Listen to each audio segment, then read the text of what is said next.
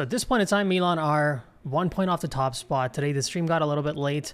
I wouldn't be able to do a bit of a preview, but we're gonna watch the game right off the bat. Things are kicking off now. We're about a minute into the game. It was one of those unique situations. Oh my god, I don't have my pen. The pen that I hold on to for the first time.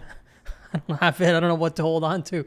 But I decided today that it's an away game. Somebody messaged me on Instagram saying that, Kush, why don't you do an away game stream? And I realized that, you know what? It's been a while since I've done a stream. I think the last time that I did a live stream was for the opening game of the season against Cremonese. And Figaio, Yusuf Fofana trying to get off the right flank there. Gets into the box, and that goes out for a corner kick. Yeah, so I was thinking of, the fact that I haven't done a live stream since the first opening match of the season, and now we're going into the international break. A lot has happened over the past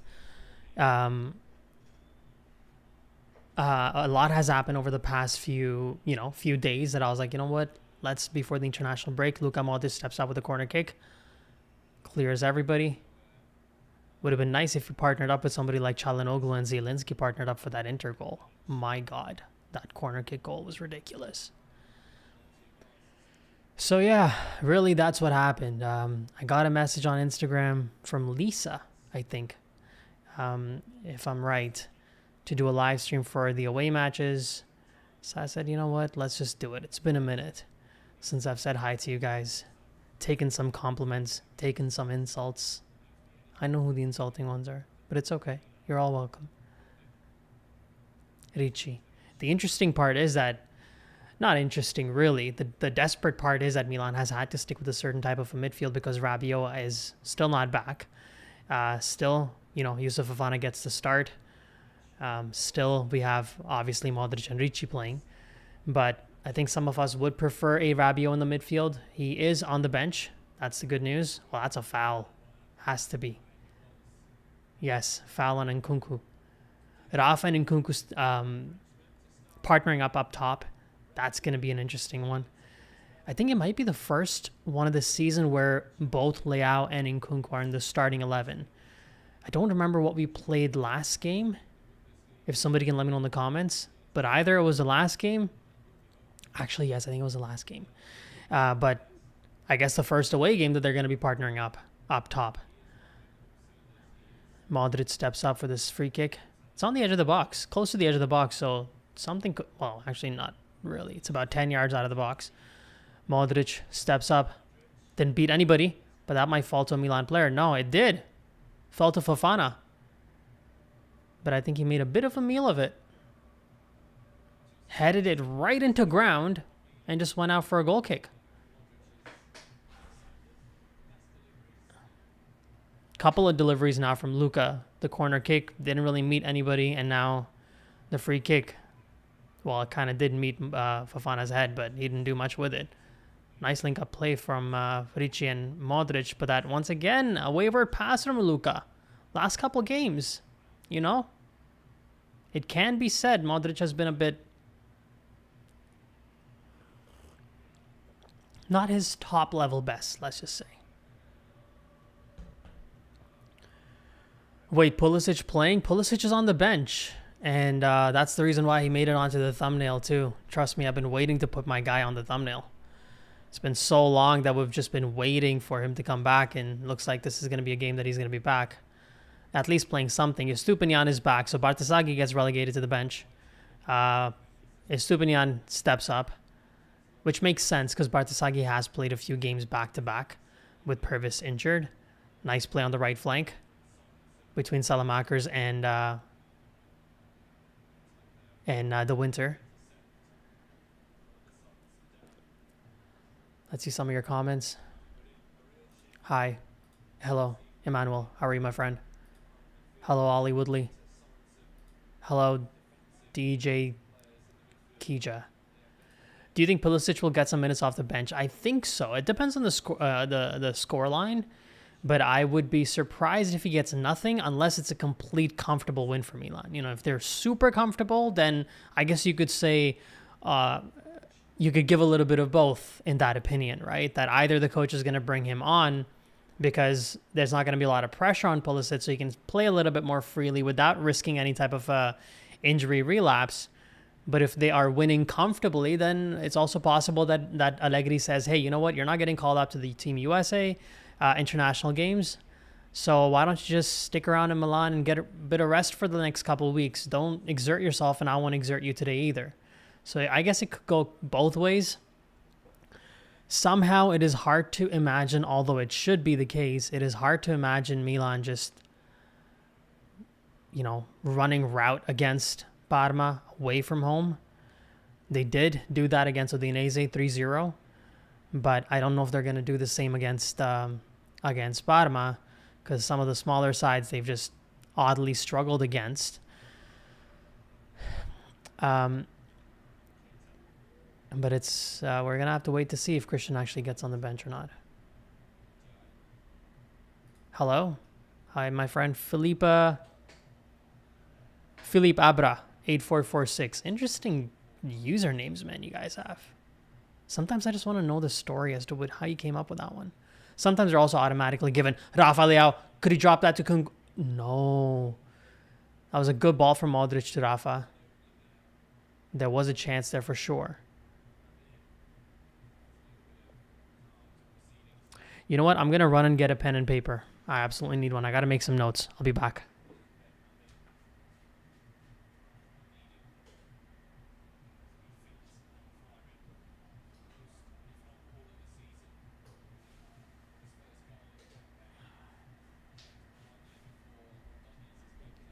There we go.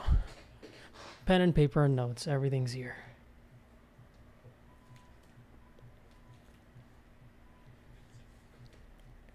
Because I got to make sure I make a note of what's going on with... that's a good ball to Rafa up top. A little isolated, but the defender stayed pretty tight with him. Rafa driving into the box. Oof, that was a crucial interception from their number 5. His arms were outstretched. Suzuki in goal for Parma, a player that is being linked with Milan consistently. Some people would have some reservations about that because he's a little bit more of a clumsy goalkeeper I've noticed in the league. But Rafa with a good ball from the right flank. Crucial interception from their defender. Otherwise, Nkunku was clear on goal.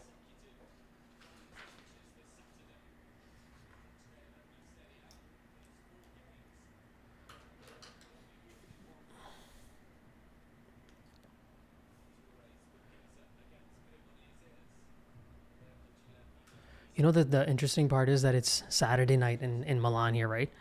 And the spot that I'm staying in downstairs, they have just pumping music.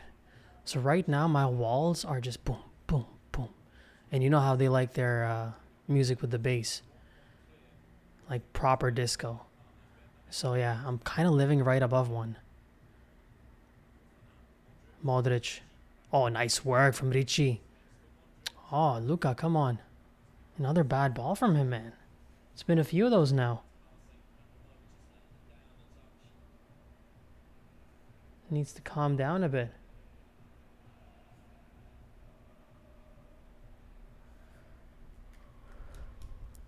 Yeah, I think so too. Some people are talking about Pulisic. Yeah, I believe he should get a little bit of time today.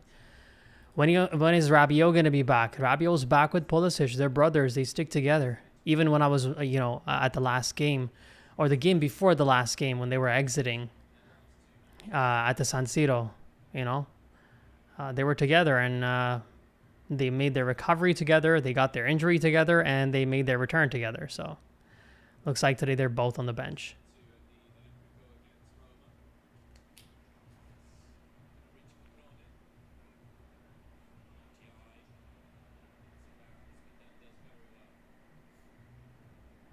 I'm just writing my team sheet right now.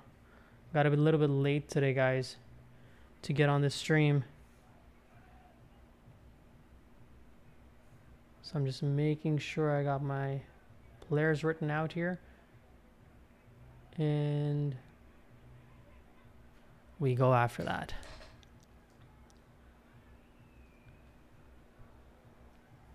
Let's get this out of the way.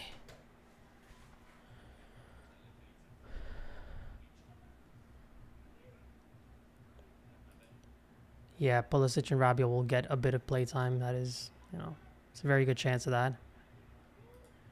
Thank you, Kush, for doing a watch along. I'm not able to watch the games right now. Why is that, right, brother? Why can't you watch the games? Are you in one of those countries where Serie A is not giving any rights? I don't know what the deal with that is. I'll tell you guys. I mean, I spoke with some people at Milan, right? And what they were telling me was that they have, they basically Serie A is not getting the kind of money that they want from these the ones that are trying to buy the rights. They're not giving them what Serie A wants. So what the league is opting to do is Pavlovic on the left flank. Man, when this guy runs, he really runs. Pavlovic with a push on one of their players. He gets up. Rafa with the ball to Nkunku. Nkunku driving the ball into the box. Nope. Opts to stay out. Lays it off to Alexis. Saelemaekers. Saelemaekers takes a shot. Oh, what a goal, Alexis! With his left foot. He's the man. He is the guy right now. That's a quality goal from Alexis, man. Nkunku was trying to make that drive into the box, but he, made a decision, last-minute decision to not go in, but actually stay out and pass the ball to Alexis, who didn't have a lot of options, you could say. And really the only option was that I guess he felt like he wanted to go with. Modric was completely available, so was Pavlovic. But he opted to drive the ball to the middle and use his left foot to strike the ball. Very, very Pulisic-esque. This is what Christian does. This is what we see Pulisic do. And you could say that maybe Suzuki should have done a better job on that one. On stopping that one. Not a very good audition for potential move to Milan. But the drive from Alexis, using his left foot, and a precision shot, really, just out of reach for Suzuki. Quality goal, I would say, from Alexis. Lovely work.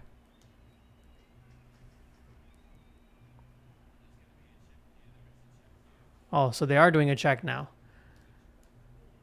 Oh, Pavlovic off the ball. He did push one of the players, but I'll be honest, if they did not give that to us in that game when the ball went over the top and Gabbia was pushed off, if they're not giving that a free kick and they're now considering giving this a free kick when there was nobody. Look at where Pavlovic is. Look at where that defender is. That is not an involvement in the actual run-up of the play. So this better be a goal. And it is, as it should be. Because that check would have riled me up. I don't remember which game it was, but that ball that went over, Gabbia, I think that was the 2-2 game against Pisa at the San Siro. That was not given as a free kick in the build-up of the goal. So this could not have been, should not have been, and was not. So I guess the one thing that I could say, fair, he didn't give us that free kick against Pisa, and you're now not calling this one as well. So at least there's some parity there. But a lovely, lovely goal from Alexis, has to be said. Let me just go to your goals.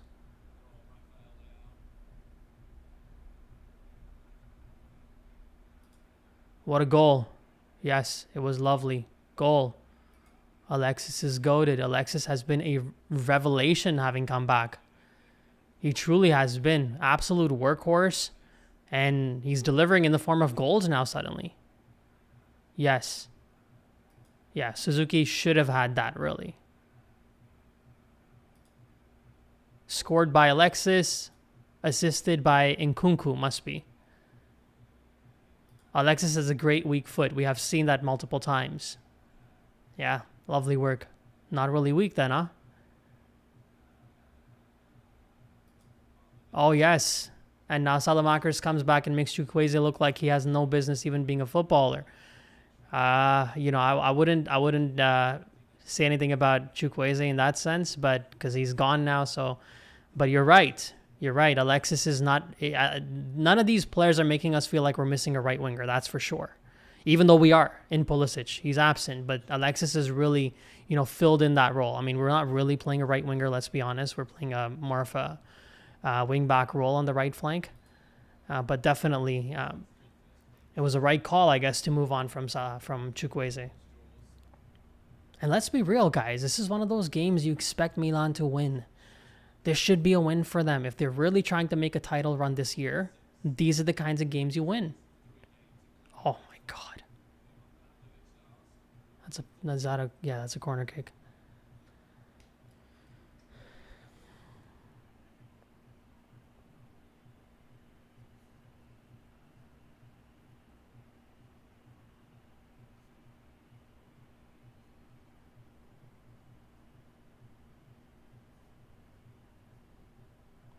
Corner kick for Parma. Cleared out by Alexis. Falls right into the middle, close to the penalty spot. Rafa. Oh! There's a goal. But he's offside. I think he's offside. Yeah, he's offside. We're good, we're good, we're good. He looked very offside to me right off the bat. Let's see what happened here. That was not the best header from Alexis because it went right where the penalty spot is. And then... yeah, one of their players went for the shot. Number 22 was completely in an offside position, and he tapped it in. So, not a goal.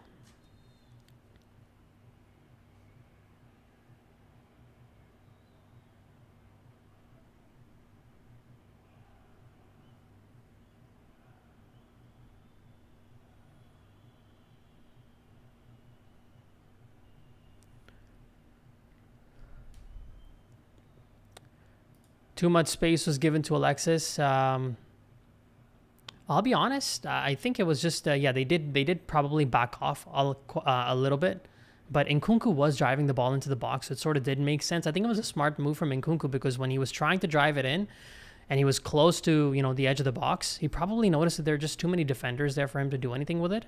So instead, all the defenders pushed into the box. Nkunku also drove into the box. Last minute decided to come back out, pass it to Alexis, who now found himself so much space because the backline, Parma's backline, had actually shifted so much inside of the box.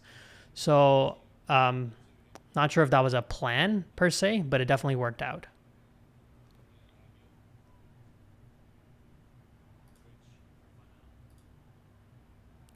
Thank you, Nora Freddy. Welcome to the Futbolisti Corner. I do have to change the name of that, but thank you for becoming a member of the channel.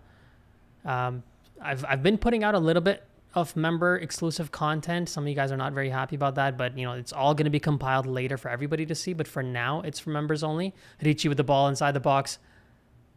Alexis with yet another drive in. But thank you very much.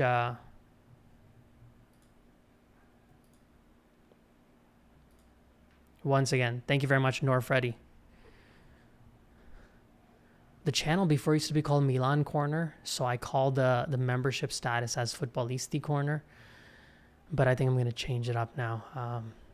Give me a week, and it'll be done. During the international break, I'll handle all these things for the channel members. But yeah, become a member of the channel. Honestly, you just support the channel. It's not very expensive, but it gives me that opportunity to make improvements and sometimes just get myself a cup of coffee, really. So I appreciate it, my friend, big time.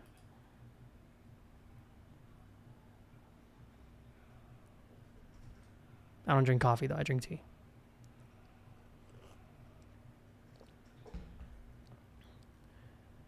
When I drink coffee, I turn into Pavlovic. Luka. Modric. Nice drive.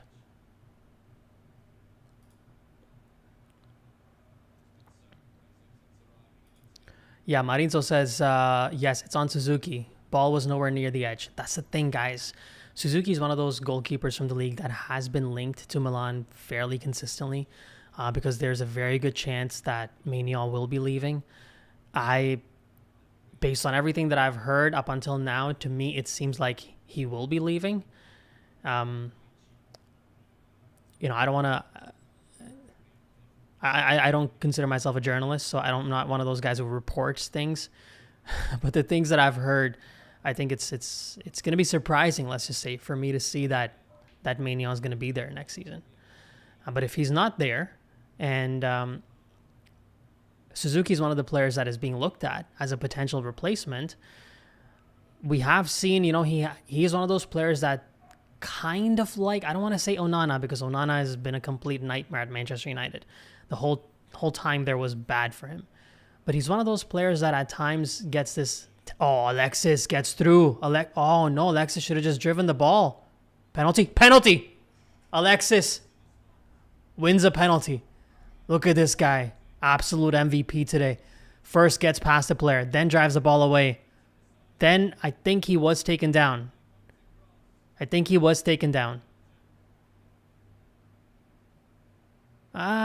a soft one, I gotta say. Let me see one more time. But man, Alexis is really doing something today. That's not the right angle. I can't really make out much from that angle. I think they're going to do some checks on that one. Feels a little soft to me, to be honest, but might be a penalty. Yeah, the check is in progress, as it should be. I want a fair penalty. I don't want Interisti tomorrow, climbing all over Twitter and just calling things. It has to be a penalty if it is. But you got to say, man, Alexis is coming with complete form today.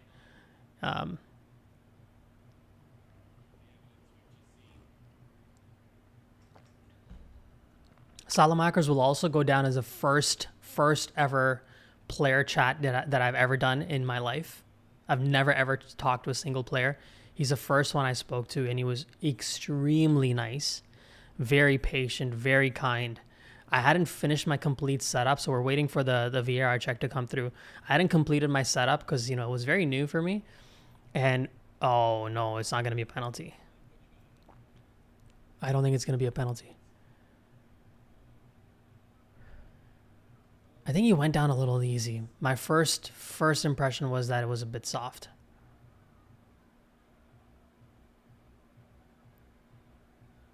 I'll discuss the... Oof. It looks like Alexis may have...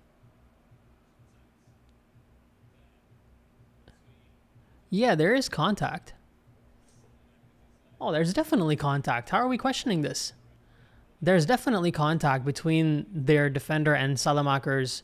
The inside of the left leg of their defender and the outside of the left leg of Alexis.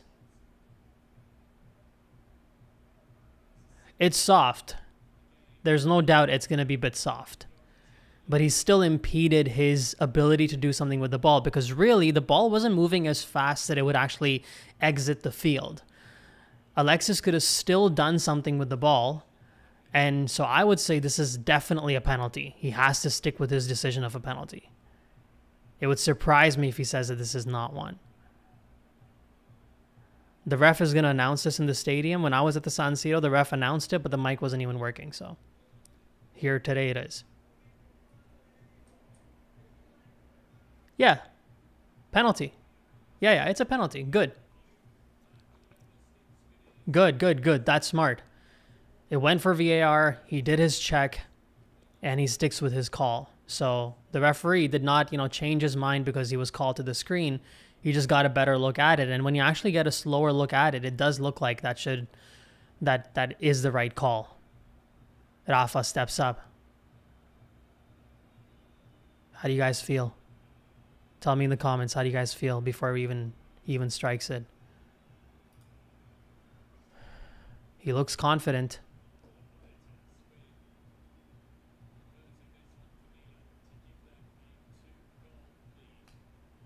Rafa. Let's see. Rafa. Leao. Oh, what a penalty, man. That was absolute bottom corner. That's a fantastic penalty from Rafa. If you look at Suzuki's size and you look at his dive, he went right corner. He went to the right spot. And for him to go his frame, oh my God, what a pen, Rafa. What a pen. Did a little hesitation step like Neymar. He got a chance to see a little bit which way Suzuki was sort of leaning. He still stuck with that corner and absolutely buried it. That is a great penalty from Leao, has to be said. 2-0 Milan. I'll be honest, did not expect this. This is looking comfy right now. Better stay that way. But comfy right now. And another shout out. It basically is an assist for Alexis. He's the one who won the penalty kick. And Rafa buries it. Great job.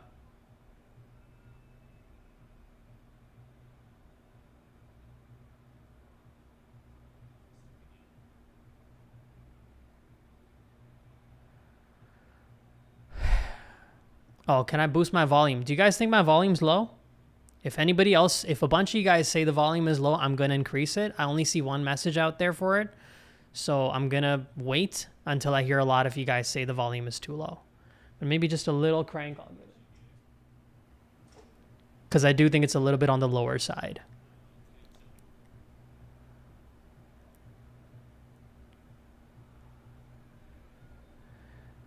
Now, all right, let's see these. Someone says, Emmanuel says, let Modric shoot. No, I think Rafa's doing the right job until now. 2-2. Knock on wood.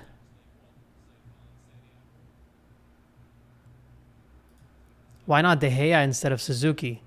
I guess De Gea becomes not a long-term project, more of a short-term fix. And Suzuki is not the only one. They're looking at a few profiles. Svilar, somebody mentioned, is also one that they have considered. They are considering, let's just say. Let Modric, Emmanuel again.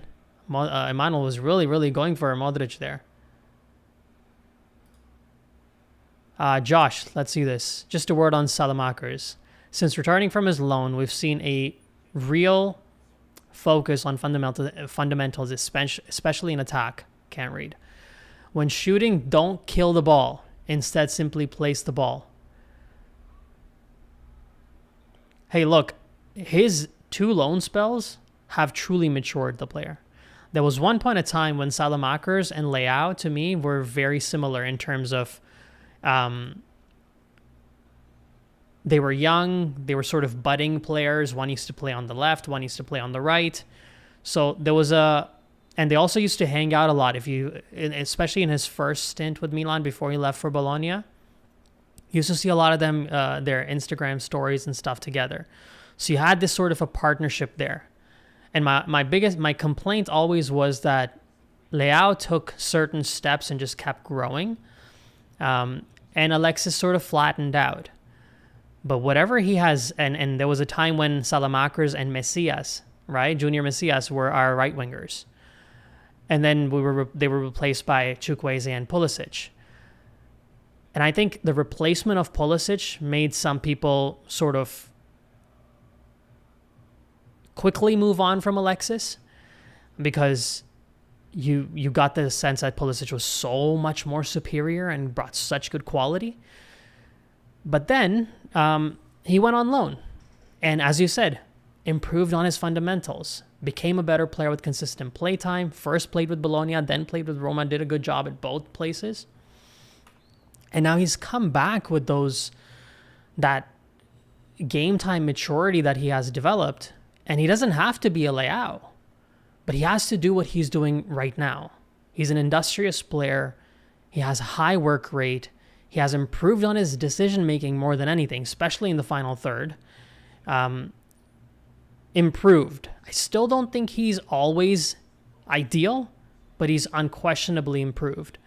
And I think that's one of the reasons why he's down with a head injury. I think that's one of the reasons why he's now actually being able to deliver in this manner, because the coach looked at him. He said, no, I don't want this guy to go on loan. I actually want him to stay. And when you have a coach that understands the actual role he would play him in, you feel like when we were playing that 4-3-3 with Pioli, with other coaches, a lot of the times Alexis was fit in as a right back, not as a right back, sometimes even as a right back, but as a right winger, because lack of personnel. You just didn't have the right players available. Whereas this role of Alexis is more of a, not a, oh, we have this guy available, so put him here. No, it's almost made for him, where it's like, you know what, this is the role that Alexis is going to do a good job in, so let's keep him and play him in this role. And it's paying off. So I think Saelemaekers' rise or improvement or growth, let's just say not rise quite yet, but his growth is evident, and both of today's goals are because of him. What's good, brother? Hope all is well. Yes, my friend, all is well. Thank you. I hope all is well with you as well.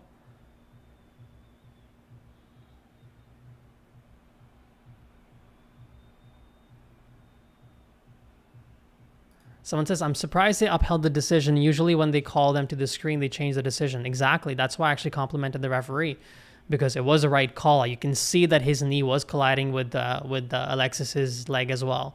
So I think it was a right call from the referee to stay with his decision. A lot of Modric shoot.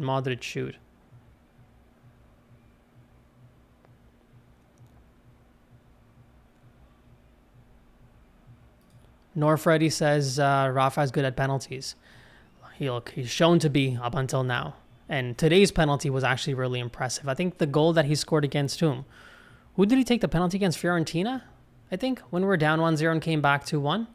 That penalty that Rafa took was just, I think the hair just went to the wrong side. If he had gone to his right, he would have definitely stopped it. He just chose to go to his left. But today's penalty, Suzuki actually went to the right spot, and Rafa absolutely buried it. So that was good to see. That was an impressive penalty kick from him. Alexis MVP so far, 100%. 2 goals because of him. 1 goal and 1 assist. Norfreddy says, now we keep this going. We need to be ruthless in games like this. Yes, I agree. I know Allegri likes to make his players suffer. Oh, lovely back heel from Rafa to Fofana. Looks like Milan is actually trying to build into this. Alexis crosses it in to Fofana. Or to Nkunku, sorry. This is the part that we've talked about in the past with Allegri, is that sometimes he tends to be a coach that wants to sort of make his players suffer, make them understand the value of what it is like to defend. So not just take a 4-0, 5-0 lead. Take a 2-0 lead and now play defense. Learn to play defense. Learn to fight the team when they're attacking. Learn how you're going to structure yourselves. What is your defensive positioning going to be? What is your decision making more than anything going to be when you're defending? And he likes to make his players do that, which is very interesting, because it's not a coach that is expansive football. Go out there, score 5 goals, 6 goals, it's all good. So it'll be interesting to see today how he approaches this. Are we going to hold on to now this 2-0 lead that we have and try and, sort of pass the ball around and be defensive? Or are you going to build on it and score the 3rd and the 4th? Because the way that Milan has played up until now, and let's be honest, the way that Parma has played up until now, Milan should dominate them really in the scoreline. And 2-0 is good, but not dominant. So is it going to turn into a dominant scoreline? Let's see.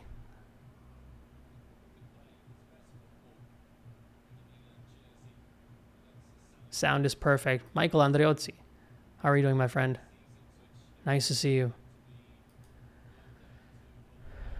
When I see Cutrone now, Basil Calaf says, when I see Cutrone, I remember how stupid I was when I was against selling him and buying Leao. Oh my God, that's a great position to take, my friend. I'm proud of you for actually, making that confession to all of us. But yes, no, there's no question about the value of the 2 players. Although you ask some Leao haters and they'll say, no, they would rather have Cutrone. I can bet you. Thoughts on Toriani? Too young. You need something definitive, in my opinion. When Donnarumma stepped up for Diego Lopez, that team was just, I don't want to use the word trash, but I just did.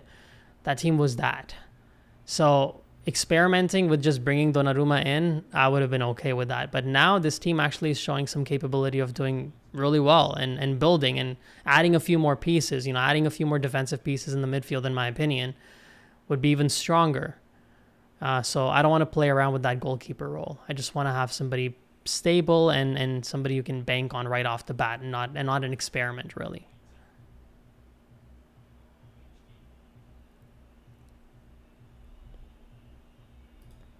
Lisa says, Coach, spill some more tea on the players. What are they like personality-wise? Did someone surprise you? I'll definitely, I wouldn't call it spilling tea, but I'll definitely give you some behind-the-scenes details. Lisa, are you the one who encouraged me to do the live stream today? Because there was a message that I got on Instagram, and that's one of the reasons why I chose today to do a live stream. I'm not sure if I'm going to do a 4 takeaways video. Maybe I will, but I definitely wanted to connect with you guys, and before we go away for an international break, and then we go to the derby, which I'll be at the stadium for, by the way, my first derby ever, and I'll be on the field. Imagine that, being on the field for a freaking derby. Hopefully.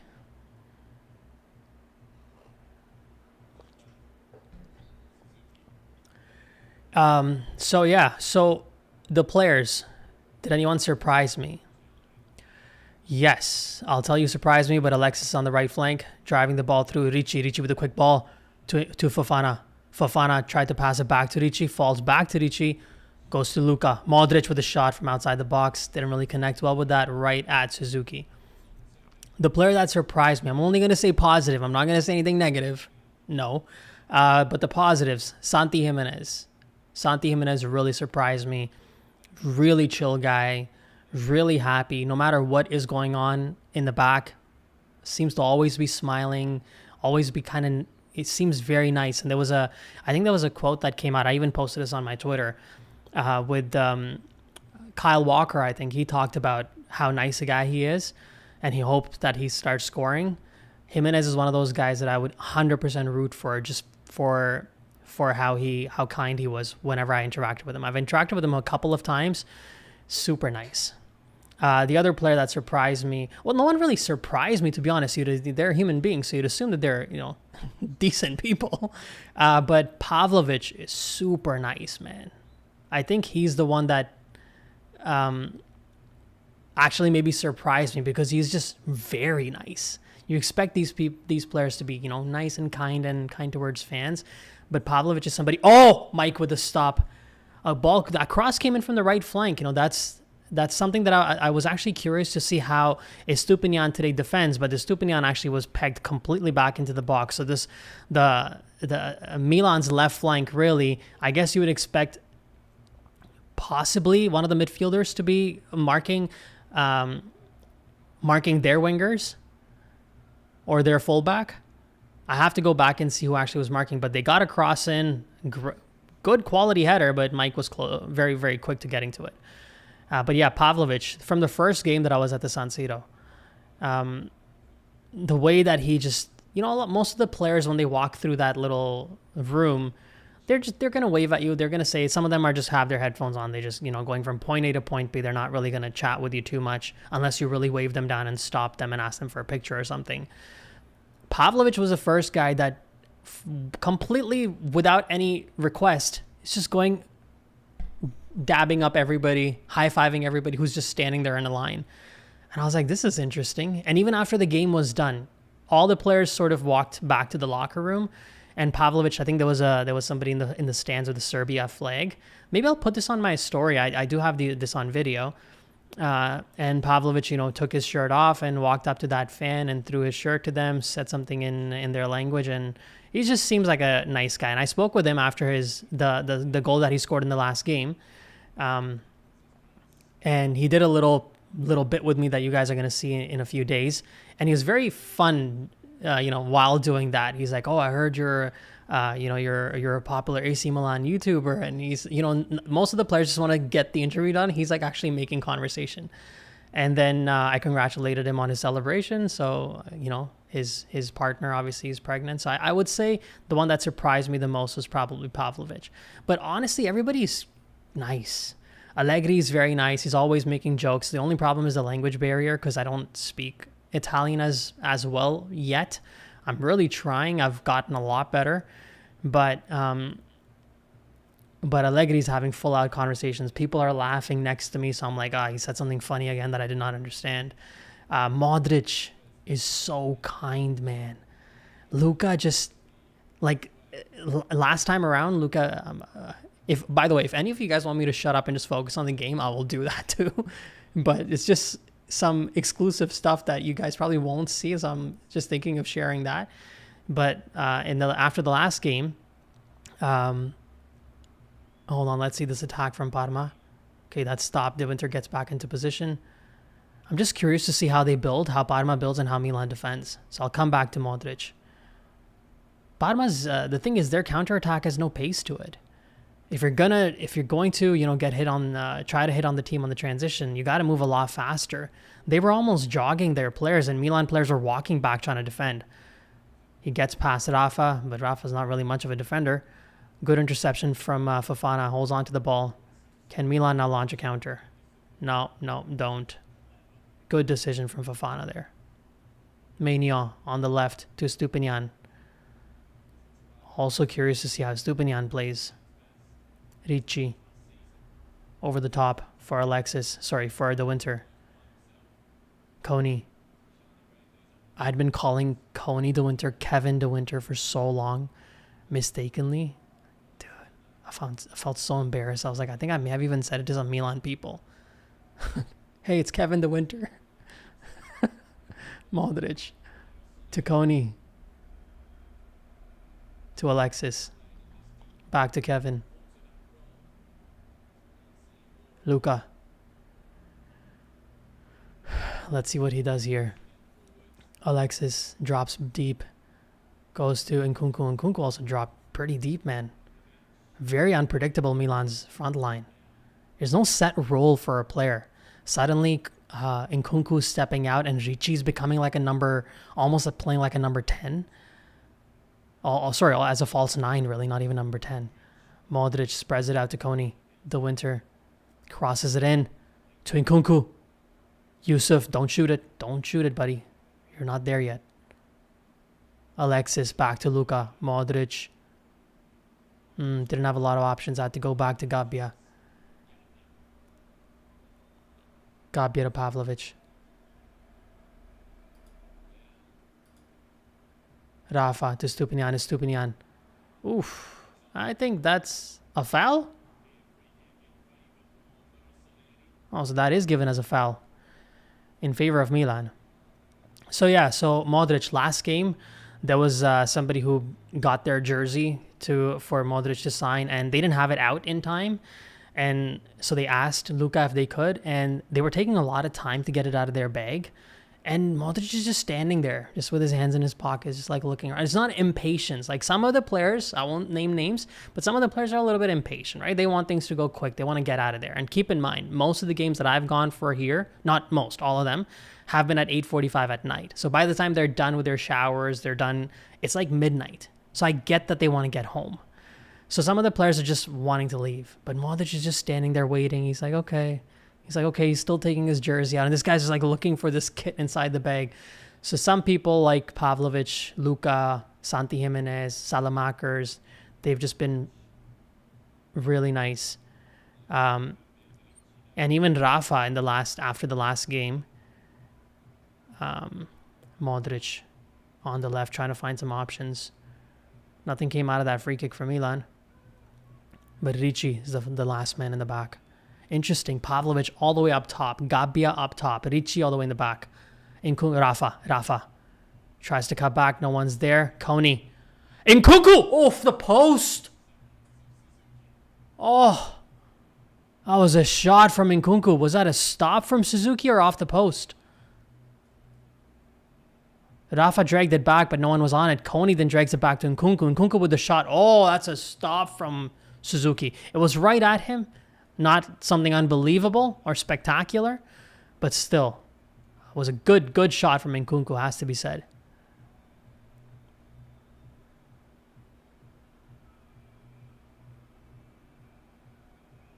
Modric steps up for this corner kick. Is that going to be a foul? Yes, that's given as a foul for them.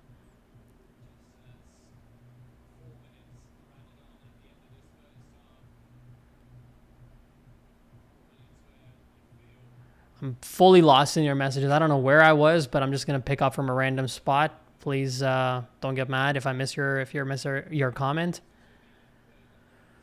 Someone says Allegri is so funny. Yes, Allegri is very funny. At least according to the Italians' reactions out there. Doesn't really say much in English.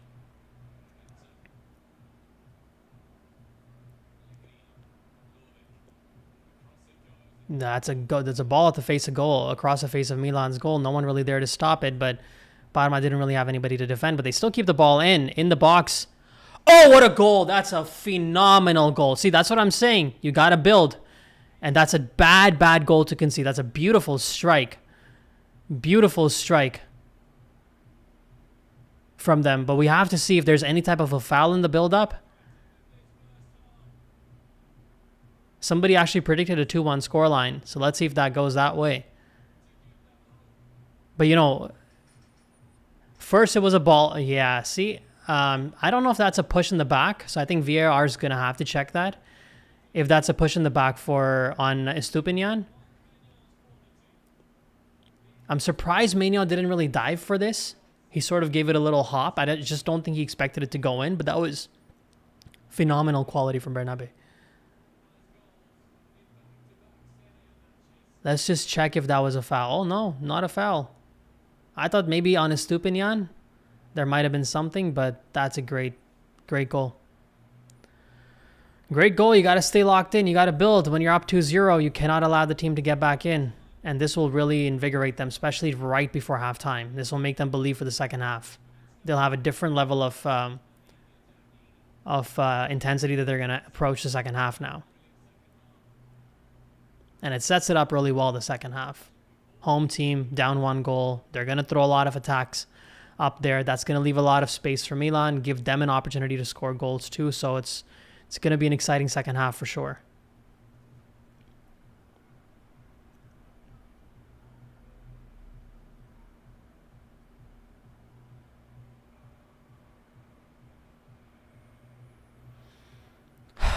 God, don't make this complicated, guys. Please don't make this complicated than it has to be. It was a goal out of nothing. It was kind of how Milan scored that goal against Roma. Kind of a goal out of nowhere. But you gotta hold a clean sheet, guys. Playing against Parma, they're barely even attacking. I'm gonna have to see what our defensive structure was like when that goal was scored, but curious to see how, outside of the fact that Estupiñán fell down on the sideline, I'm curious to see what allowed them that one player to have that much space, and how come there were no backups on them. Rafa doesn't have to do all that, man. Just pass it to an open player, Rafa. You don't have to do all that. Another attack coming in from their left flank. It was the attack that came in from their left that created that goal for them, eventually on the right.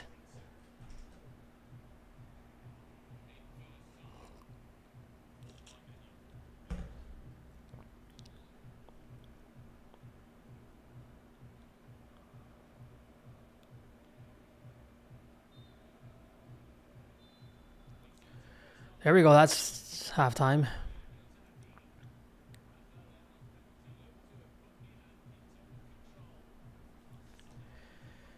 Ay. That's annoying. Let's just wait for a few people to come in. I'll just go through some of your comments. Norfetti says, I'm so over Estupiñán already. Sadly, I want to give him a chance, but... Well, let's see what happened. Okay, you know what? Let me actually go back on that goal and just see what went wrong there a little bit.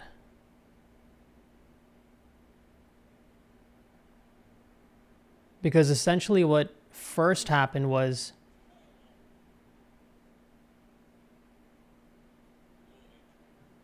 Let's see. We're going back. Okay, so that really essentially comes from a goal kick from Parma. Let's see this first. First, they were complaining for a penalty. Now, let's see here. Suzuki, 45.5 minutes in this was. Suzuki with the ball over the top. Takes a bounce. Okay, so there were a couple players sleeping on the right there, for sure.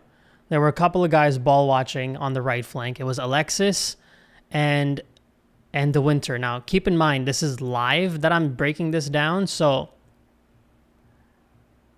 Yeah, so definitely Alexis... You know, Alexis and, a matter of fact, I would say even Gabi a little bit, because De Winter actually came a little bit more into the middle of the field, because the ball was in the air, so maybe he felt like he could have headed this away. And he was completely out of position. So in that situation, one of Alexis or Fofana should have dropped back and covered that player. They didn't. The ball fell to them, and then they crossed the ball across the face of goal. Nobody actually got on the end of the ball across the face of goal. They didn't have any number 9s there to tap the ball in. But then that ball gets driven out. Estupiñán actually does a really weak job of protecting the ball. That's a really bad job from Estupiñán on protecting the ball. He shouldn't have waited for it to have to go out. He could have cleared the ball. He could have tried to dribble it. He tried to protect it, to let it go out for a throw-in, and he did a terrible job of even trying to protect it. I mean, if you're going to opt, you have 3 options. You can pass it to a teammate, you can start dribbling with the ball yourself, or you can let it go out for a throw-in. And in that moment, Estupiñán takes the 3rd option of letting it go out for a throw-in. But if you're going to do that, then you got to be strong. The only thing that I'm curious about is did their player actually push Estupiñán in the back with his elbow? Because that, I would assume, would be considered a foul. But if that wasn't the case, then a lot of the blame of this actually goes on both of our flanks, really. First, it's on the right flank for allowing the attack to even develop to that level.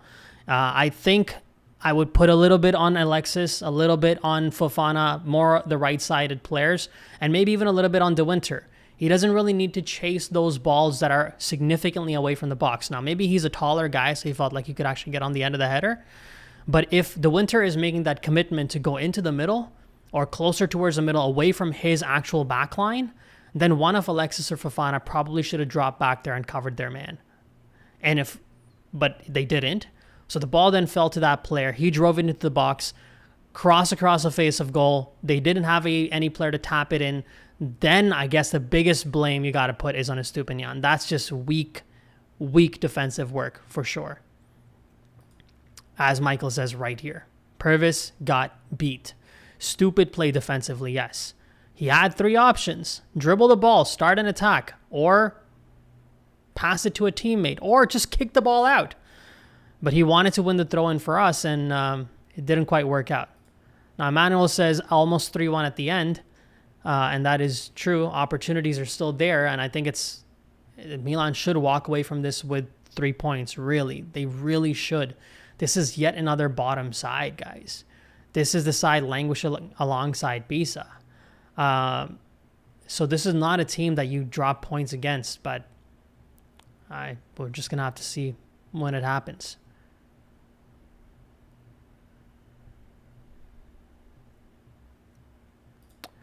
Estupiñán could have cleared that, taken control of the ball, but he does nothing and gets bullied. Purvis tried to shield the guy instead of playing it out. Bad, yeah.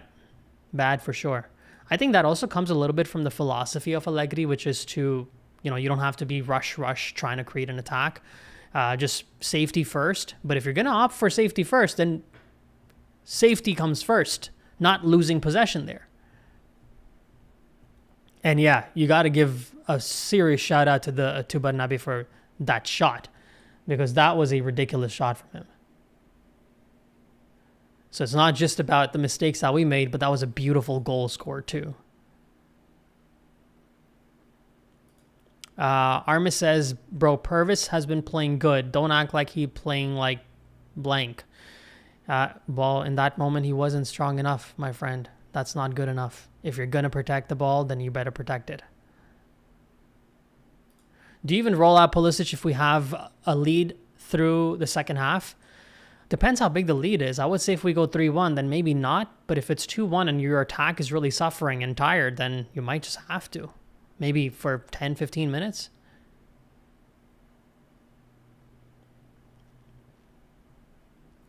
Okay, let me see if I can pull up some stats here from this game.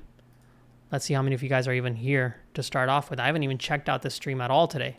I haven't looked at what's happening. There's about 120 of you guys here. Nice to see. There's 120 of you guys here and about 30 likes. So come on, guys. Let's just crank that over 100.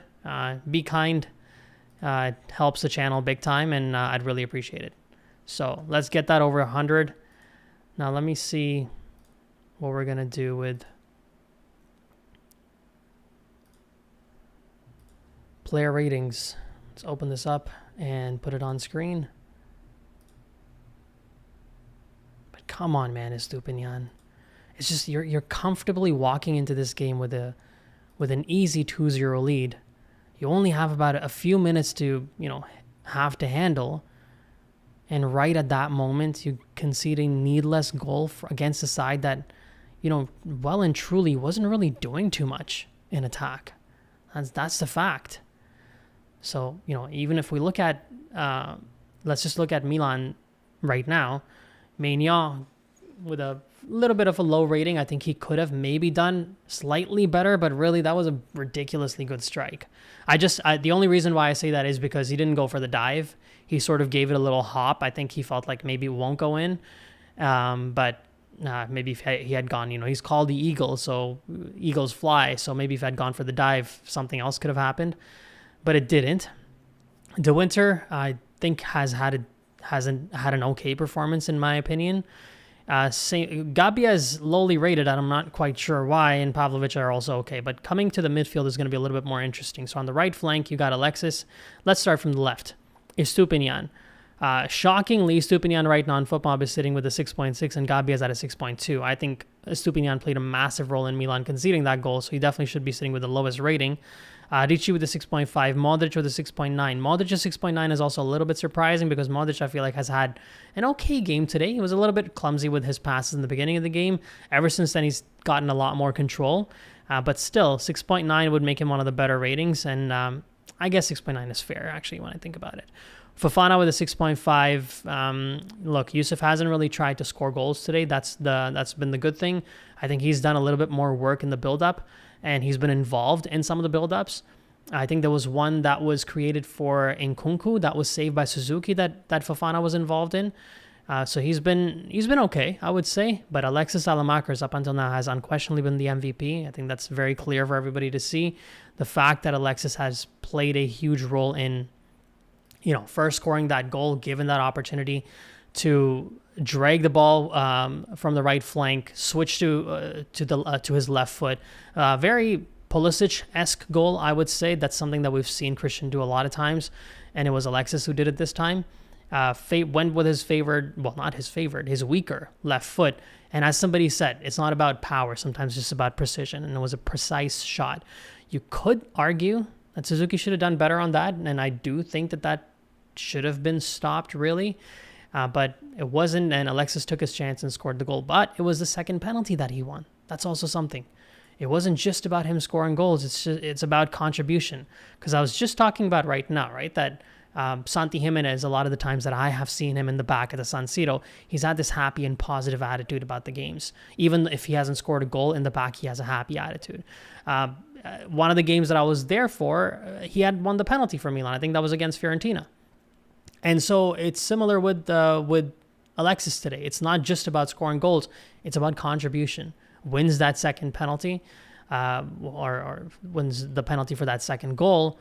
Rafa then steps up. I mean, that strike from Leao for that penalty shot was exactly what we've been waiting to see from our penalty kickers. Pulisic has been good, but he's also missed 2 in the last 5, I believe.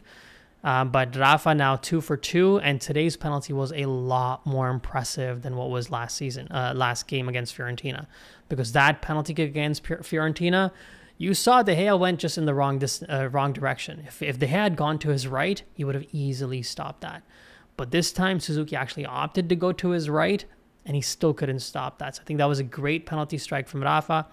Gave us that 2-0 lead, but it's a little bit disappointing that we then, sort of squandered it, at least that 2-goal cushion.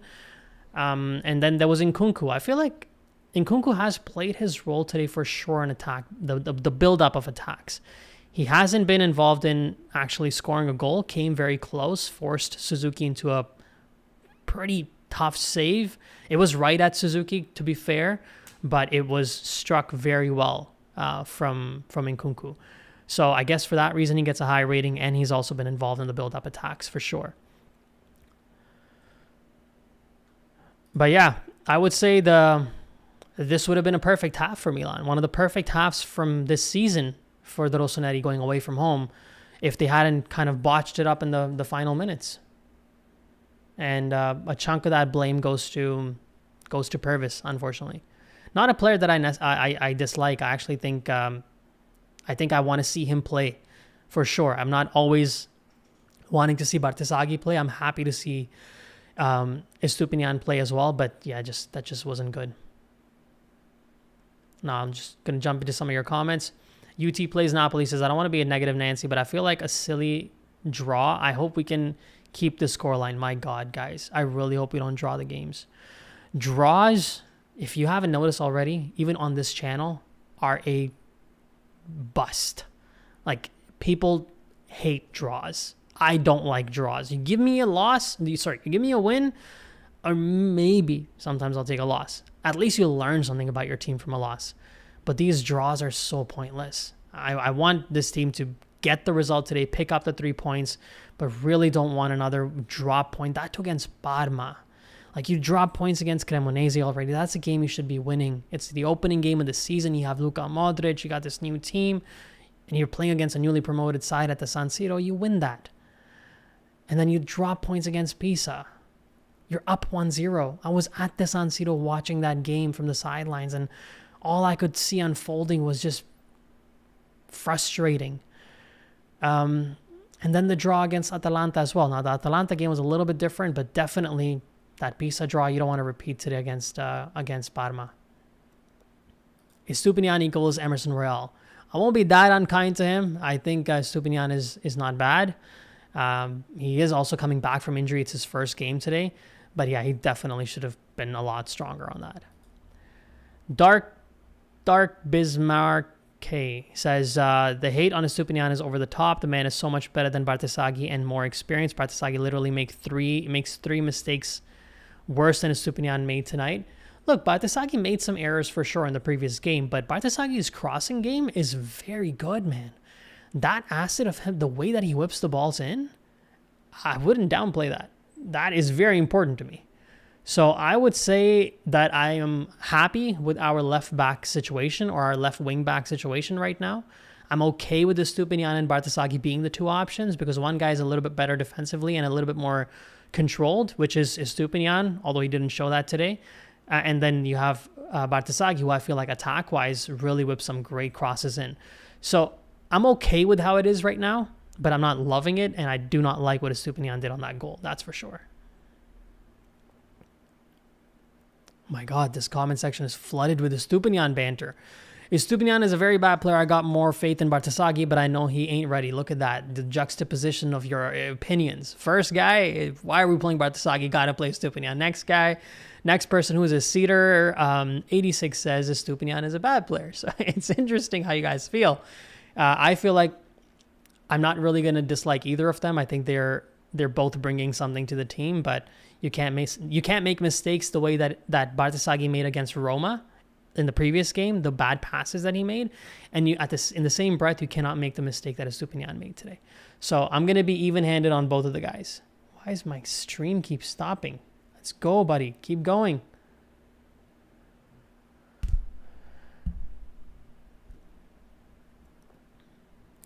Will Yusuf get 1.5 shots? I don't know, brother. I think I know why you're asking. Will he get 1.5 shots? Chat, what do you think? Usually he will go for the shots, but I feel like he's missed them so many times that he's now maybe trying not to go for the shot. So that might not help with your, whatever you're trying to do there.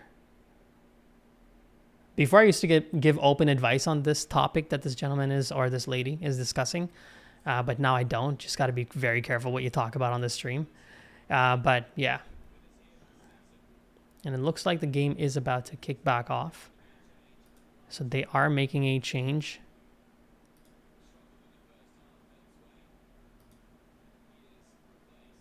There's about 102 of you guys here today. Small numbers today, I gotta say.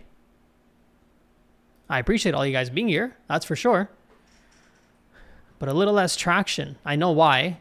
I won't talk about it on the stream, but I think in about 3 weeks, we should go back to normal. Just watch out for these copyrights. That's all that I'll say.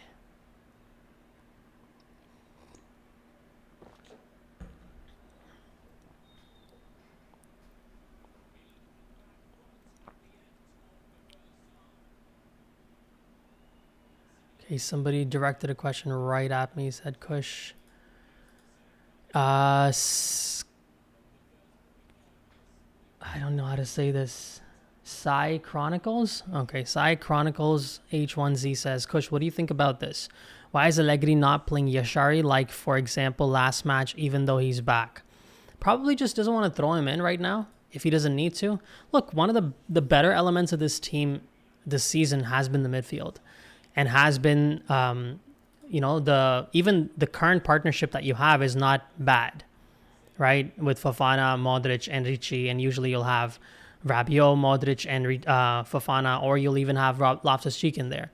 So when you have this much available bodies for your midfield, and you don't feel the need to actually have to put somebody in there, you just don't. And I think that's kind of what Allegri is doing, that right now Yashari is coming back from a pretty bad injury. Like, he had a fracture. And I don't want to say exactly of what, because I don't want to get it wrong, but he had a serious fracture that could have even put him out for about 6 months of the season. And based on what his diagnosis came out to be, it was only 2 months. So for that reason, if he doesn't need to put him in, I just think he doesn't want to put Yashari in. Somebody says they got to go to the gym. Or Yashari does. Alkio Janaki says, this summer we need to sell Jimenez, sell Fofana, get a good striker, get a good defensive midfielder, and get someone amazing at left back. This summer or this winter? You want these changes made late, or you want these changes made right away? A Stupinian with a clearance, but that's not a good clearance, my guy. Ugh. It's right to them.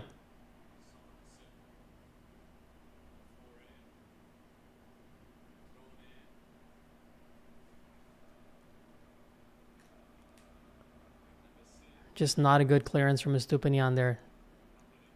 So I was making a note of that. It's got to be better than that. Nkunku spreads it out to Fofana. Fofana through the middle. Yusuf. On the left flank to Stupinian. Rafa. Hugging that left line. I don't see him do that much. Rafa with a typical drive. Into the box. Opts to pass it to a teammate. Pavlovic to De Winter.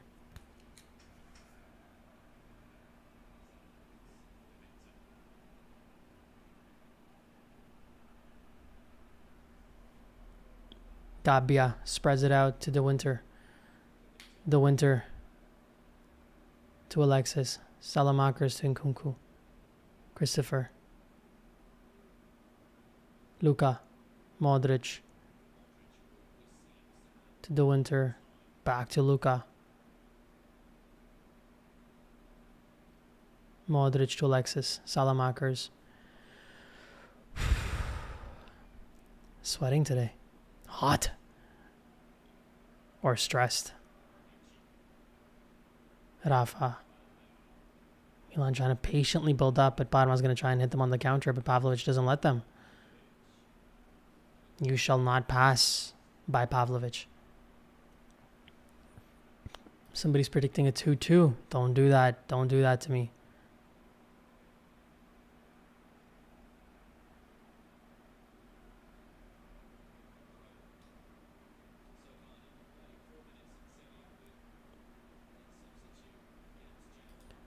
Not My Reflection says, bring on Pulisic for Nkunku. Not yet, man. Keep Pulisic safe. Keep his body safe. Give him 10 minutes if he really needs it, but don't use him for no reason. Only use him if you need him. If the rest of the guys are doing a decent enough job, protect him. Oh, Fofana. Oh, no. What are you doing, Nkunku? Oh, that's dangerous. Oh, how did they not score that? My God. They're making an appeal for a penalty, but I don't know, man. Milan's defense a little bit when they're attacking, when they're defending, is just falling apart a bit, I gotta say. Because if you look at that, Gabbia's playing him onside a little bit needlessly. Actually, you can't blame him for playing him on offside there. No, that's not a penalty, man. Are you kidding me? The guy's literally falling over.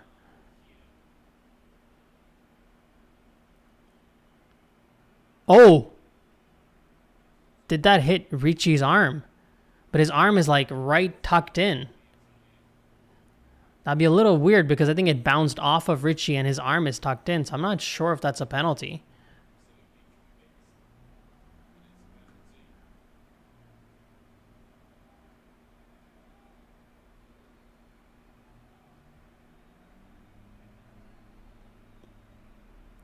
Yeah, we got to see if Ricci's arm, how Ricci's arm is there. It's actually really close to his body, so I would be really surprised if that's given as a penalty. Because what is he supposed to do? No, check is over. Game continues. Yeah, that's not really a penalty. I would not call that a penalty.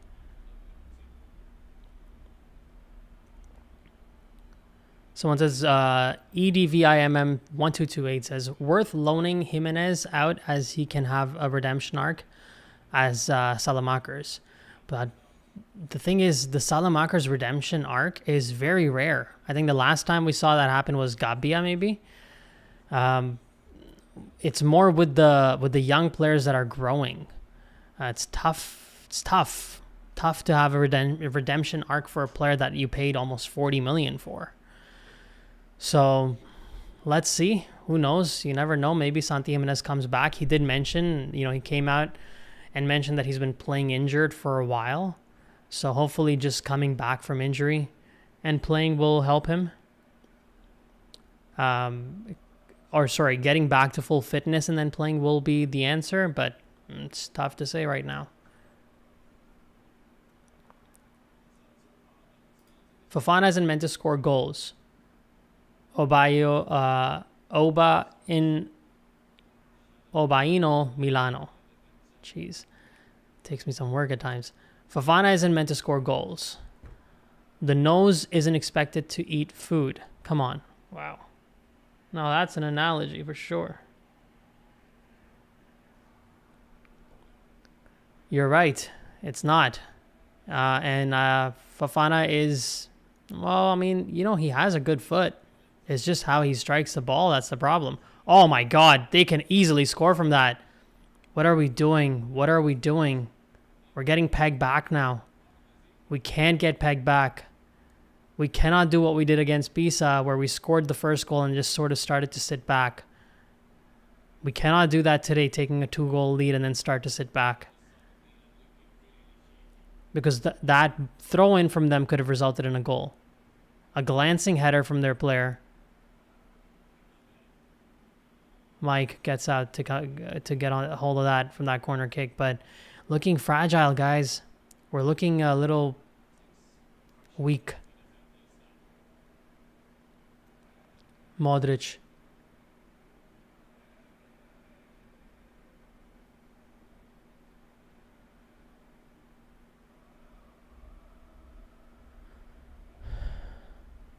Someone says that in this system, he is supposed to score goals.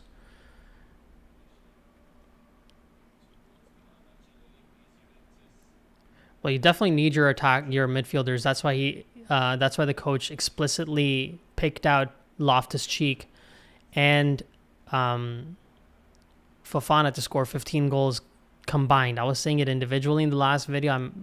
Someone corrected me, rightly so.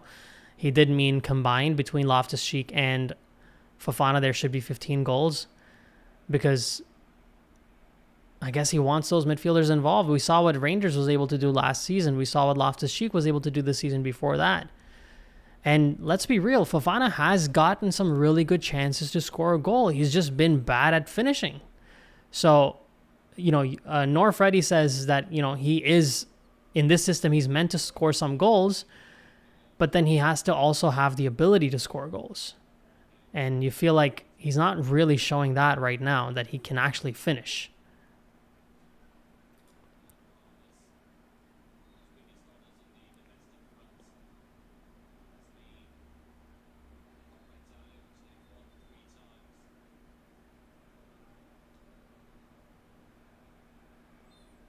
Yeah, and as Basil Kalaf or Basil Kalaf says, we lack experience. You need Rabiot with Modric in these moments. Yes.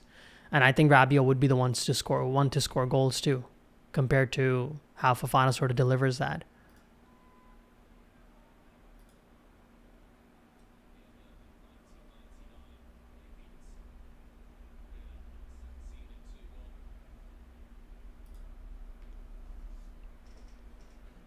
It's all Parma right now, guys.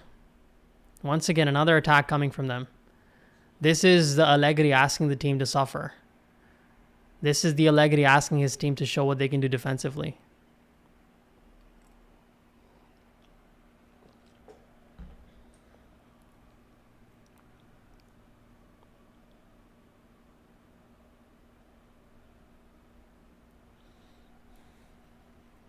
Throw in.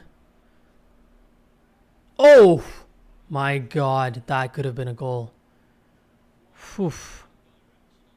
That he just did not direct it properly. How is he completely unmarked? Absolute free header for him from there. Who was supposed to be on the guy?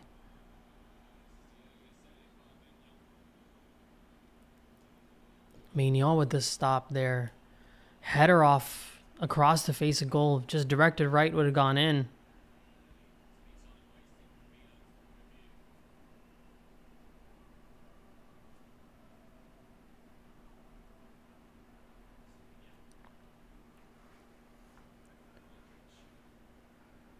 Got to get a little bit of control on this now.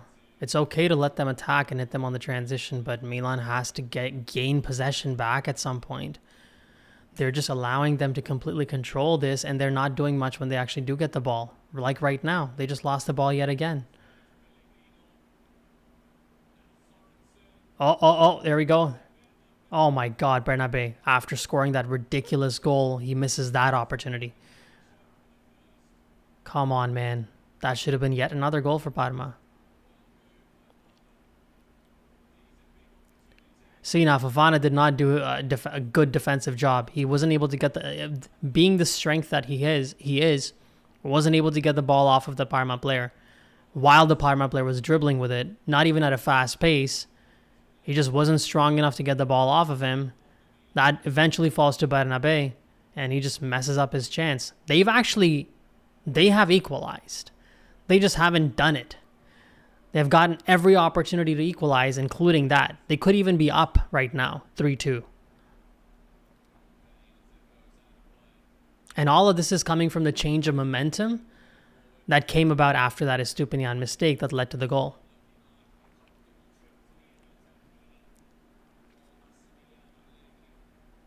Yeah, you're right. We do need some changes. You need to get the guys a little bit, freshen them up a bit. Bring a spark to this. I think taking Nkunku off and put Loftus-Cheek on. If you don't want to play Pulisic right now, then take Nkunku off, put Loftus-Cheek on, so you have a little bit more strength up top. Leave the midfield the way that it is, but then eventually, maybe 20 minutes later, bring Pulisic in and put Loftus-Cheek into the midfield, and maybe take a player like, I don't know, Fofana off or Ricci off.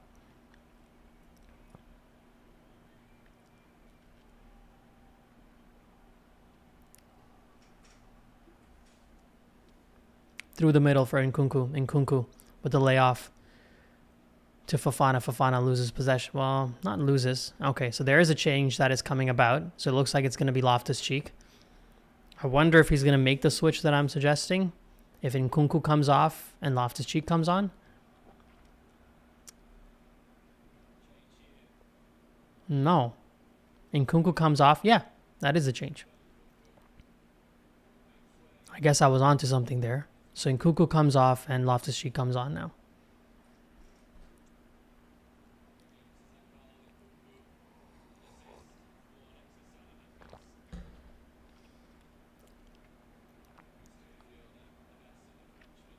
Pavlovic to Modric. Luka. Fofana through the middle. Bit of space. Oh, come on, Fofana. What are you trying to do there? No. Don't give up a foul now. Fofana chasing.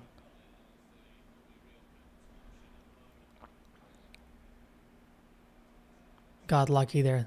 Got lucky there, Fofana.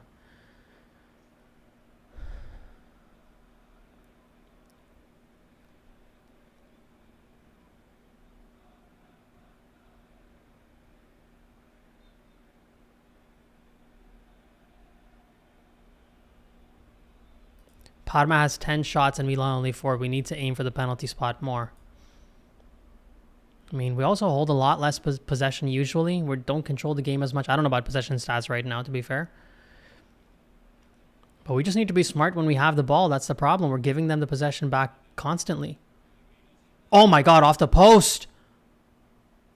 What are we doing? I feel like I'm getting flashbacks of our defense. Starting to look like a bit of Fonseca and Conceição defense here. Very panicked. Oh my God, there's a goal. That was a long time coming. That was a long time coming. We can't handle these crosses. We just can't handle these crosses. I don't understand what we're doing. It's all been Parma, and it all kicked off from conceding that goal late in the first half. You're up 2-0 for crying out loud.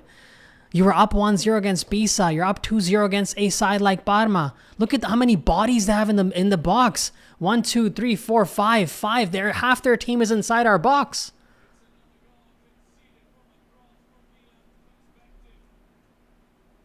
Who's marking that guy? I mean, how do you even mark the guy when the overload is that overloaded?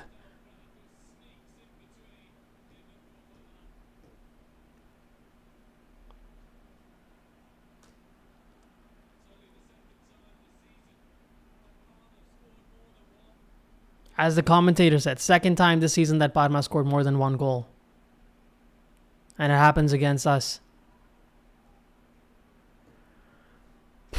What are we doing? Is it going to be some late winner now? What are we doing? What are we doing?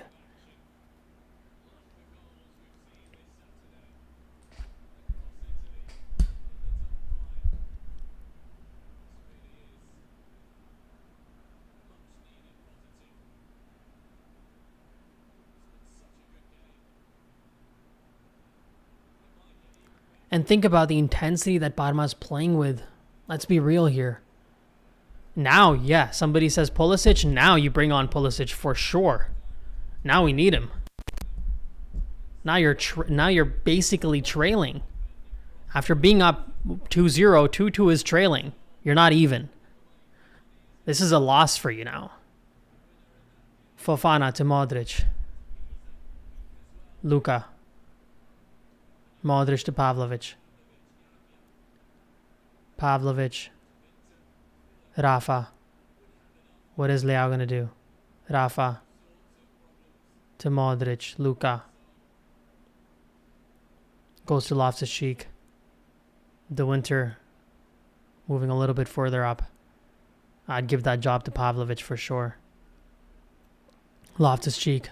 No one in the box for Milan. No one in the box. And I don't know who's supposed to go in there. Modric. With the ball to... Oh, that might fall to... Nope. Cleared out. Now Parma might actually hold on to this. Now they might not attack as much because they have come back from 2-0 down to 2-2. Now they might start to get a little defensive.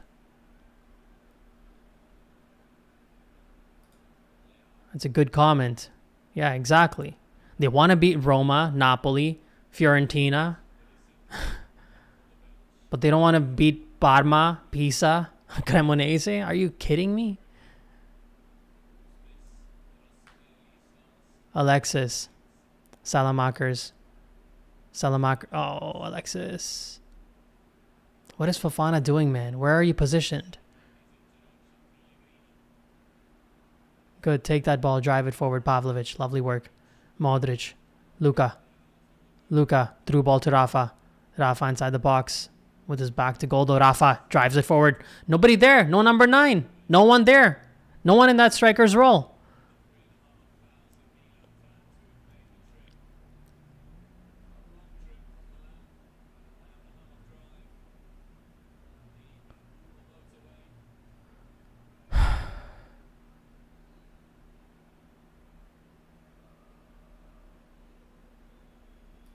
What happened to that iron defense, somebody asks, that we saw in the beginning of the season? Modric. Oh, Gabi almost had that in, man. Gabi just needed to get a better connection with that. What happened to that defense? I don't know. It goes and comes. That's the problem. It's inconsistent. It's still there. You pick up a clean sheet against Roma at the San Siro when they were attacking so much for about 40 minutes of that game. But then you come to Parma and you concede 2. You pick up a clean sheet away to Juventus. But then at home you give 2 to Cremonese. Clean sheet against Bologna. A penalty goal against Napoli. The defense is there. And even recently, as you said, it was there in the beginning, but where is it now? It's there, but it's just fleeting, and that's not good enough to win titles.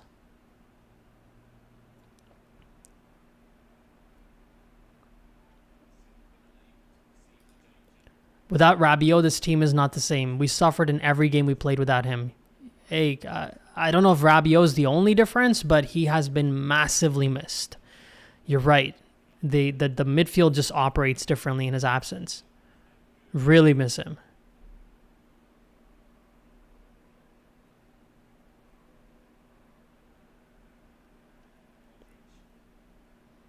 Luka to Loftus-Cheek. To Modric.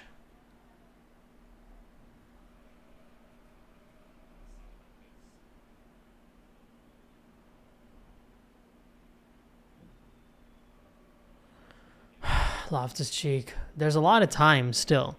And Parma is going a bit defensive. But this Milan team is also not very good at, breaking down low blocks. That's not really what they do. Although with a player like Modric, you should be able to do that. Because that individual quality of passing is unique. But this team plays on the counter more. De Winter, Fofana on the right. Cross. That's a good cross in from Fofana, gotta say. But Estupiñán's positioning is fully bizarre. Keep it in, Estupiñán. My God, this all started with one mistake from Purvis in the first half. Ay, Lord, Arive.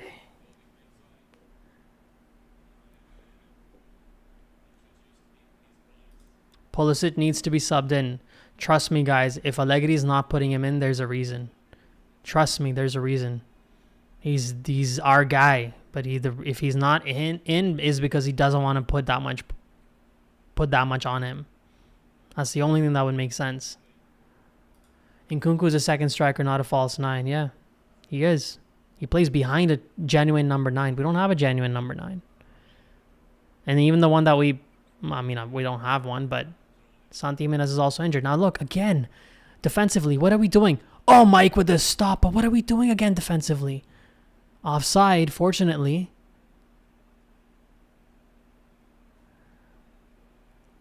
That's a foul. That's a foul for sure.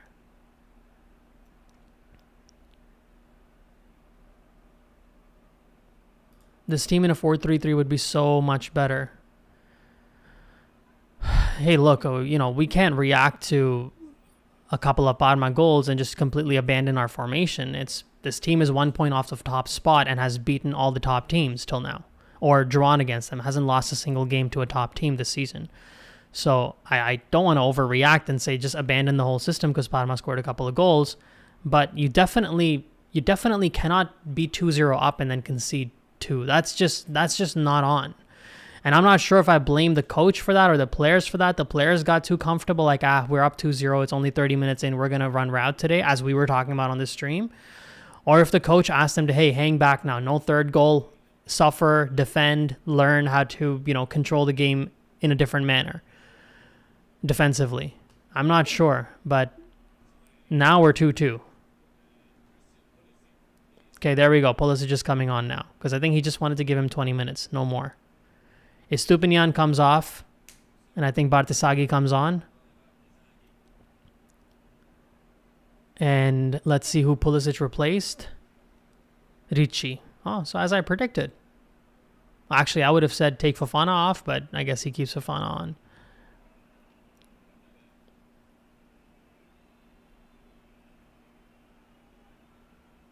Loftus-Cheek, Ruben, nice turn. Koni to Modric. To Alexis, sorry. Alexis loses the ball. Now Milan gets it on the counter. Let's see how they shape up now. But Parma only has 2 players up top. So they should be able to handle this fairly easily. Get back into shape. Lining up. Another cross in. Is he going to fight for a penalty kick? Referee says no. Well, we're going to have to see a replay. But he's not really appealing for the penalty kick, to be fair. But that was another cross in that was dangerous. They're whipping crosses in and we can't handle them. They're whipping crosses in and we can't handle them. Rafa. Got to move faster, guys. Fofana. Bring some pace in. Modric. Luka. To Loftus-Cheek. Ruben. To Saelemaekers. Alexis.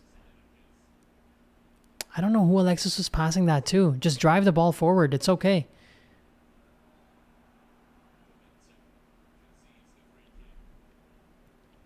Now Parma players are going down with an injury or something or the other. So that means they're content with the 2-2.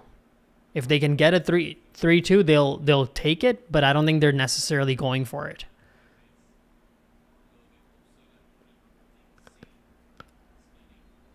And sometimes doing that and sitting back is the problem.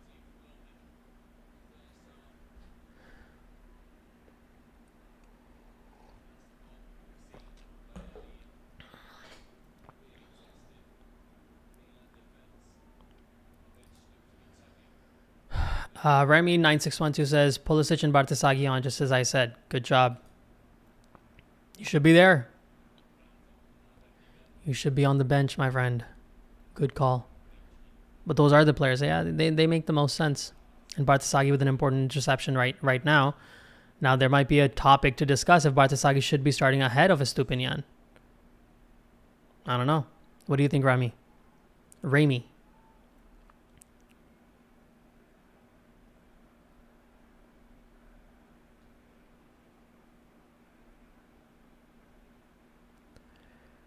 Modric to Saelemaekers. Koni.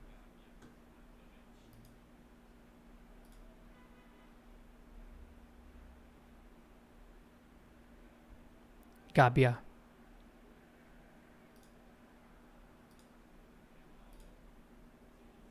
Ruben to Koni. The Winter with the cross in. Good cross in from the Winter, you got to say. Flat, but had some zip to it. I don't know what Loftus-Cheek was doing there. Why back heel? Why not simple? Why not all the teammates you have in front? I know they're trying to do things quick, and it has worked this season for them a lot of times, no doubt.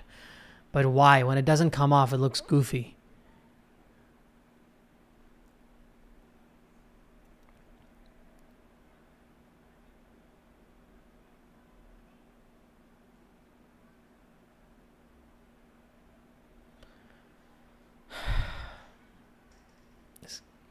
Don't give me a 2-2, man. Don't give me a 2-2, please.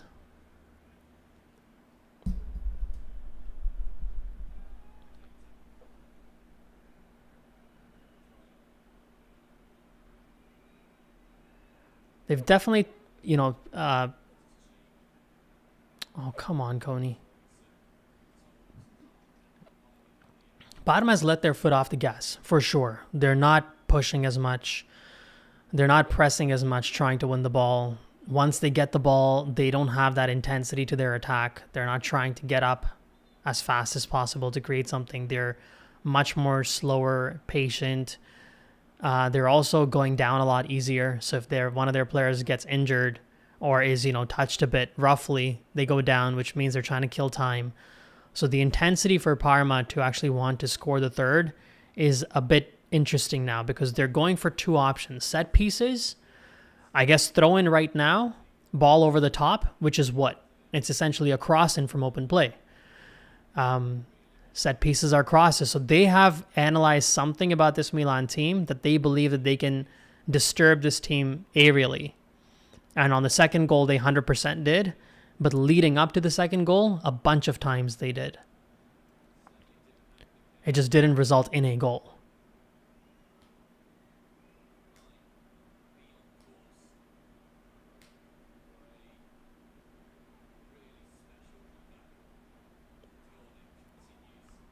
Loftus-Cheek. Ruben. No one on the left. Loftus-Cheek. Bartisagi. He's our crosser. But who does he cross to? Who's our finisher as a number 9? Fofana through the middle. Fofana to Rafa. Rafa with the back heel. Alexis! Saelemaekers! Oh, Pulisic, that was. Oh, Christian. That was it. Oh, Pulisic was in. Lovely, lovely back heel from Leao to Pulisic. Christian just had the goalkeeper to beat. Oh, he had that, man. That was awfully close for Pulisic. Awfully close for Pulisic. Wow. We've been crying out for Pulisic. That was his chance. That was his chance. Damn. Modric. No, come on. That's a foul.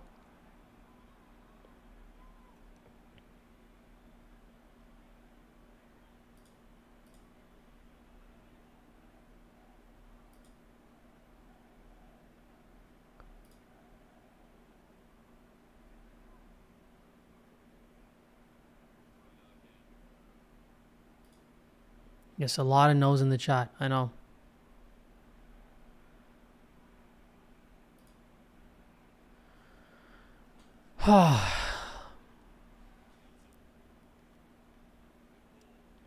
Is he going to cross it in now once again?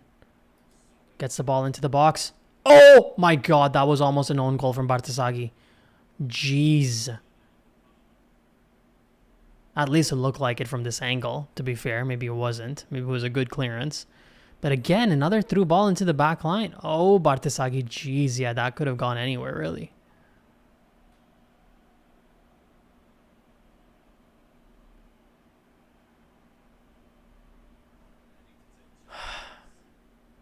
Incredible.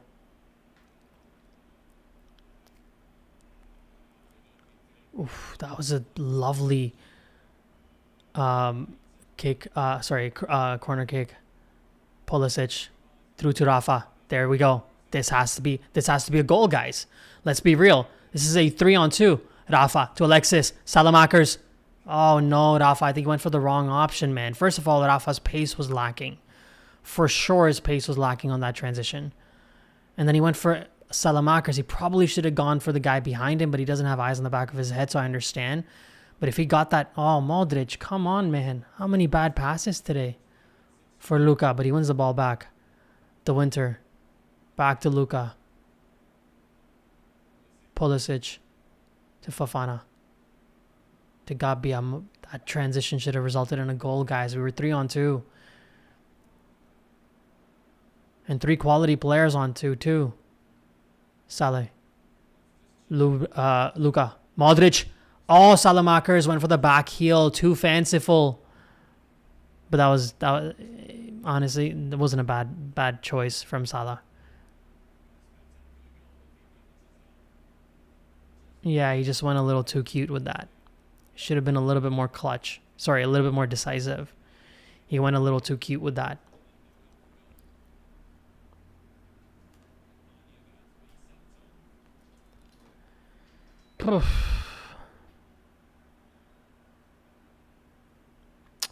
Man, Pulisic had that chance. He had it.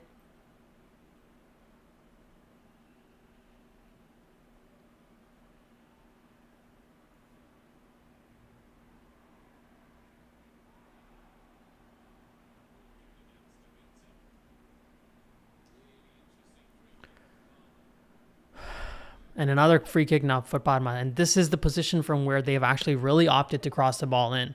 Frequently opted to cross the ball in. So what they do from this cross is what's going to be interesting to see.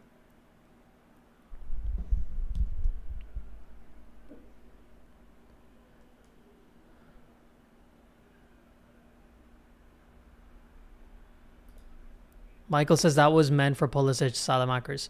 No, I wouldn't say that, Michael. I think it was aimed right at Saelemaekers, so it makes complete sense for him to go for it. Pulisic maybe on TV, on the replay, looked like he was in a perfect position, which he was. But a guy who scored a goal today, won a penalty today, naturally is going to go for the goal. So I wouldn't really blame Alexis for that. I just wish he did something a little different than a back heel on it.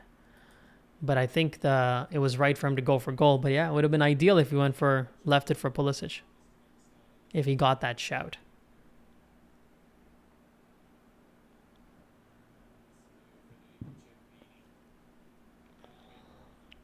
Let's see how this. Oh, Mike, what a stop. Jeez. My God, Mike. Mike's kept us in. He's kept us in. Loftus-Cheek to Modric. Modric to the middle to Rafa. Rafa to Pulisic. Pulisic with the ball to Alexis. Is it going to drop to Alexis? It does. Alexis 1v1 against the goalkeeper. Alexis. Saelemaekers. Shoot it. Oh my God.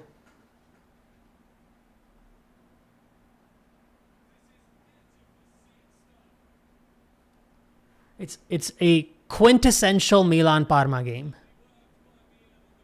I mean, what is Alexis doing there? Clear on goal. What did he do there?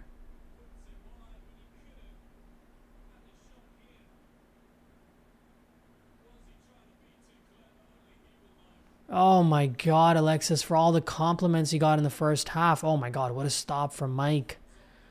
What are you doing, Saleh? Yeah, that's a goal. You got 2 1v1 opportunities against the goalkeeper. First Pulisic, now Saelemaekers.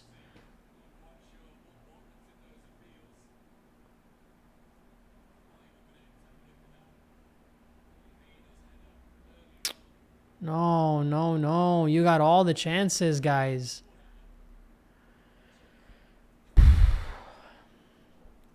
This is looking like a 2-2, I gotta say.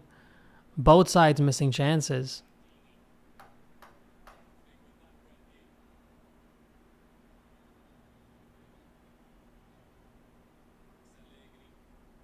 You're up 2-0. You're up 1-0 against Pisa. You're up 2-0 against these guys now. Come on, man. Can we get a run of good results against the top and the small teams? I mean, this will take you to the Champions League. This will bring you in the top 4, but it won't keep you in contention for top spot. And now Takame is coming on.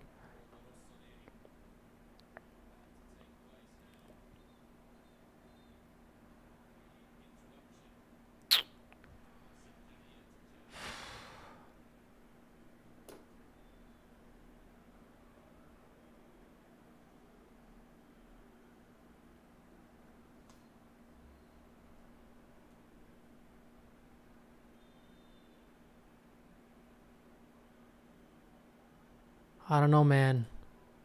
I don't know. We have gotten our chances. Pulisic had a great chance. Saelemaekers had a great chance. Then Saelemaekers had the best chance. Let's be real. Modric to Bartesaghi. But they're attacking, that's for sure. They're controlling the game and attacking, but they gotta give us something. Has to be an output with this. Because Parma's just sitting back. Before Milan was sitting back, they conceded goals. Now Parma's sitting back and they're getting peppered. Modric to Saelemaekers through the middle. Alexis to Ruben Loftus-Cheek. Loftus-Cheek is playing so much more centrally. Sorry, so much more deeper in the midfield. Rafa with the ball to Modric. Modric outside the box. Does that fall to anybody? No. Gabbia. But Milan's, they're going for it, that's for sure. This is not an even game right now. This is a game where one side wants to win and one side wants to hold on. De Winter, Christian, Pulisic through the middle. Pulisic to Luka. Modric back to Loftus-Cheek. Saelemaekers to Modric. It's just Modric, I don't know. Doesn't turn around and take a strike. Gabbia.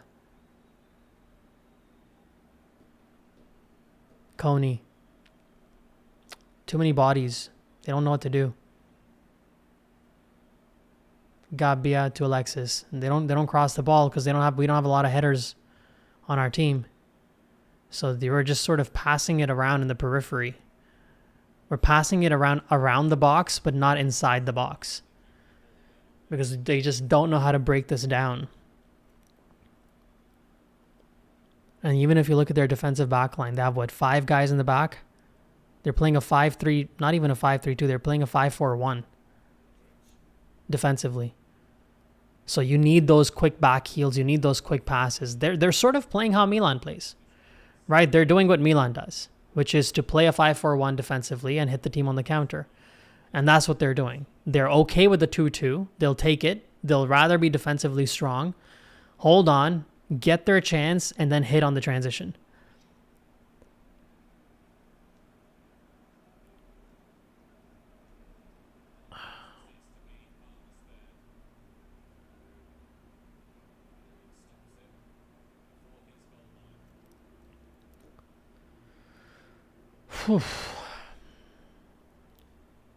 We got a free kick now.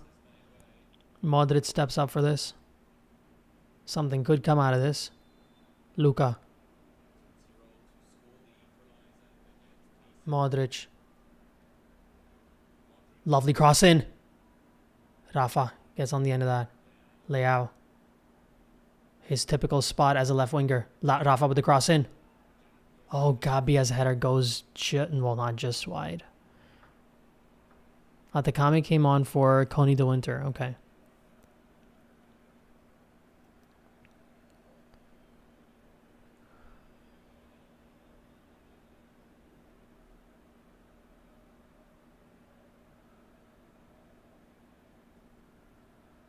This is not winning the league or the race.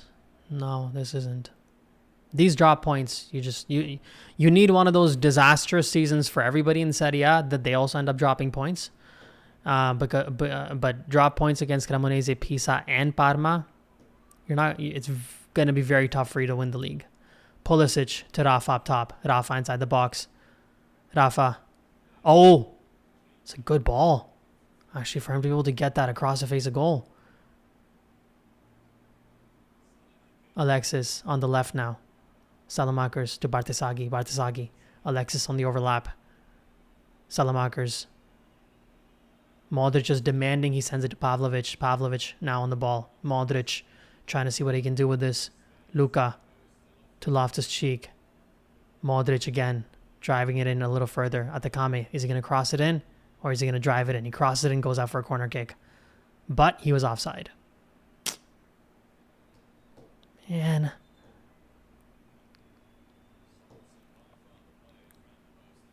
Modric has actually covered the second most amount of distance for this team today. That's incredible.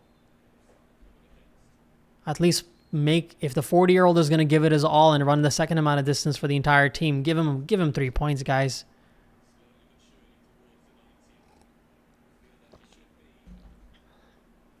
So this is essentially going to be a spectacular win if it becomes one.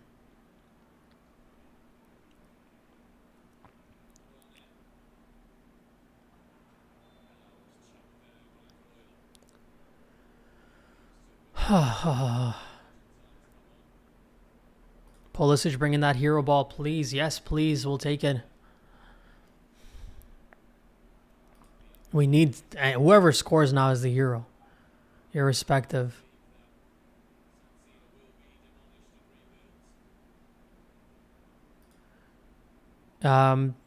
Sunny Teapa says it's definitely ending 3-2. Sorry, 2-2.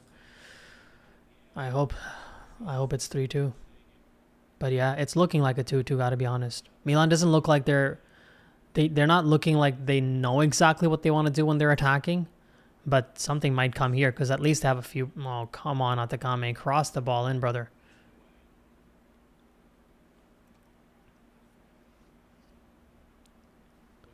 Pulisic. Gabia to Pavlovic. Bartesaghi, whip it in. Cross it in. He does cross it in. But there's not enough bodies in there. Modric, is he going to take a shot? Luka. Modric. Oh, Suzuki spilled that. And Pulisic actually ran for that.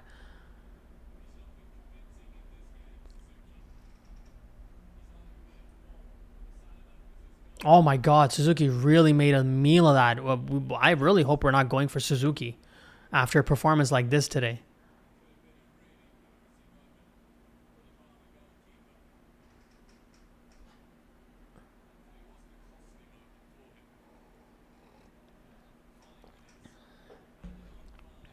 5 minutes. Come on. Josh says we got to give Max a lot of credit, and rightly, but I'm sorry. The momentum in the game wasn't lost. It was given away without resistance. It happened clearly and progressively, and nothing was done to stop it. I think it is fair to say that the coach never really reacted as much as he maybe should have to what was happening, because it was a mistake that led to the 2-1. But I don't know, maybe Max just has a lot of belief in this team's defense. I don't know. Maybe he believes that whatever he's making them do in training and whatever they're showing in some of the games at the San Siro, they're going to be able to replicate that. So he believes that it's okay. Even if you're down to, even if you're 2-1, you do your job and you'll hold on to it. You know, for example, against Roma, right? They were up 1-0 and they did their job and they held on to that scoreline. So maybe he feels like, you know what, 2-1, you hold on to that scoreline. But when Parma was attacking the way that they were in the second half, constantly attacking, everybody could see from 100 miles away that the goal was coming for them. Maybe he should have done something at that point. And I don't know if he did. I don't know if he actually made that switch of Loftus-Cheek coming in for Nkunku, but maybe something should have been done. And yeah, honestly, a 2-2 draw away to Parma after being up 2-0, that blame for that falls on everybody, including the coach. So no excuses.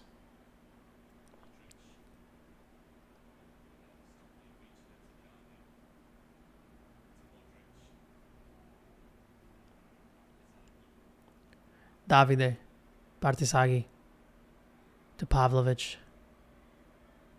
2.5 minutes to go here. Come on, guys. Pull in a last minute. Alexis. You got to still keep running, Alexis. You cannot give up on the ball. I know you're probably exhausted beyond your mind and I'm sitting here comfortably, but still, man.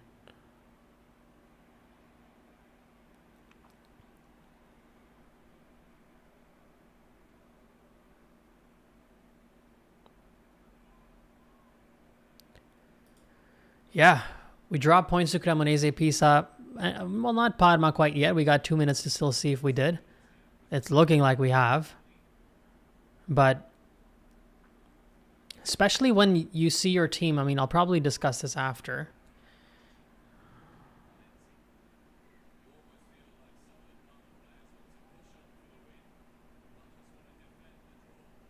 They are 2 minutes away now.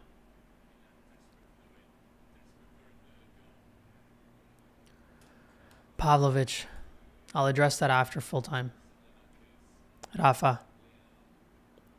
To Modric. Modric spreads it out to Bartisaghi. Bartisaghi's got to cross it in. We got bodies in there now. You have to cross the ball in. Fofana. Modric from the midfield. Modric with a ball to Rafa. Leao. Oh my God. That was a great ball from Modric. To see that and the precision of it.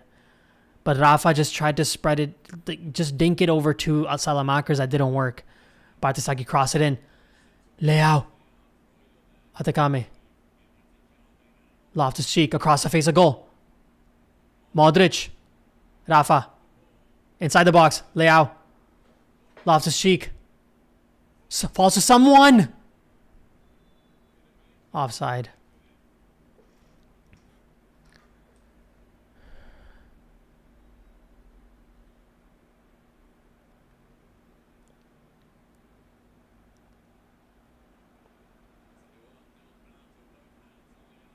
Yeah, let's see that. Is that a penalty? Because he's grabbing onto Leao's shirt, both hands.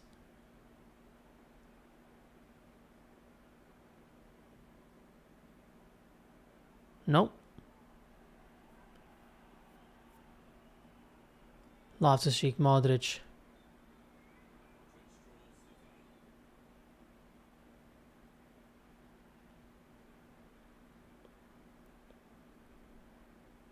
Pavlovic. He'll probably add an extra minute because one of their players were sitting on the side. On the ground. Modric. Through the middle. Luka. Modric. Someone.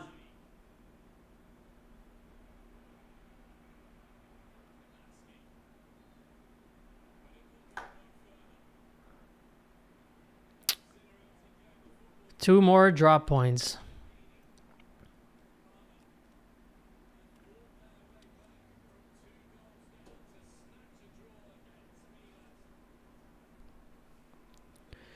So I hate these results, man.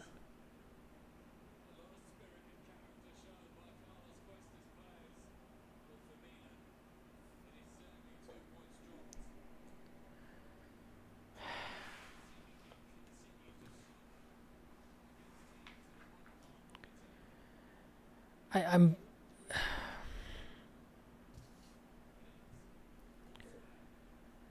the thing is, like, I don't even know exactly what to say to you guys, because what surprises me about this is where we're dropping points. And like, this is not breaking news. Everybody knows this. I'm just checking Parma's position in the table. That's why I'm on my computer. Pisa is sitting in 16th place. Parma sitting in 17th place. Cremonese is sitting in 10th place. And they've lost their last 2 games. So they're inching towards dropping down the table. If Atalanta picks up points and Sassuolo pick up points, Cremonese will drop to like maybe 12, 13 on the table. So, oh, what's going on here? Oh, you guys are actually seeing that part, exactly what I was staring at. Hold on, let me go back to this then. It's just such a serious waste of a result.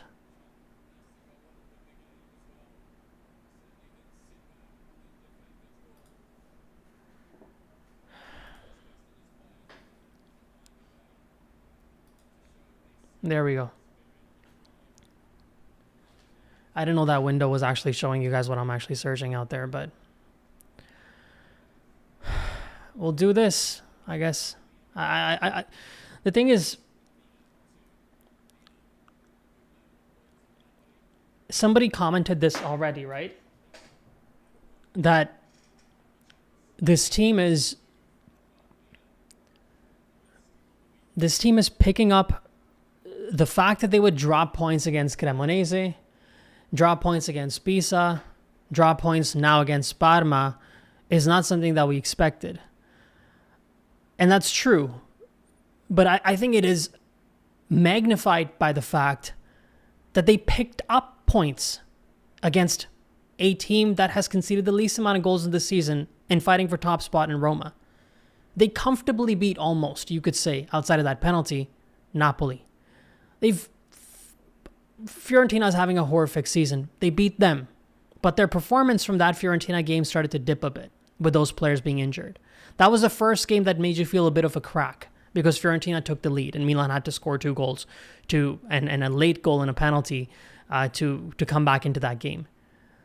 But when you are going to Juventus and picking up a better result than last season, you're going to Atalanta picking up a better result than last season, you've beaten Napoli, Fiorentina, Roma, Bologna, all these teams that finished above you, then how the heck are you dropping points against Pisa, Parma, Cremonese regularly? It actually doesn't make sense. If you really think about it, right? It doesn't add up. What, you suddenly forget how to play against the weak sides, but suddenly you know how to play against the stronger sides? What is it? Just not taking them seriously? Just thinking that, oh, we're up 1-0 against Pisa at the San Siro. We're gonna wrap this up comfortably. And then suddenly it's 1-1 and now you're a little bit nervous. And then suddenly it goes 2-1 and now you got a helter-skelter and you score a late goal.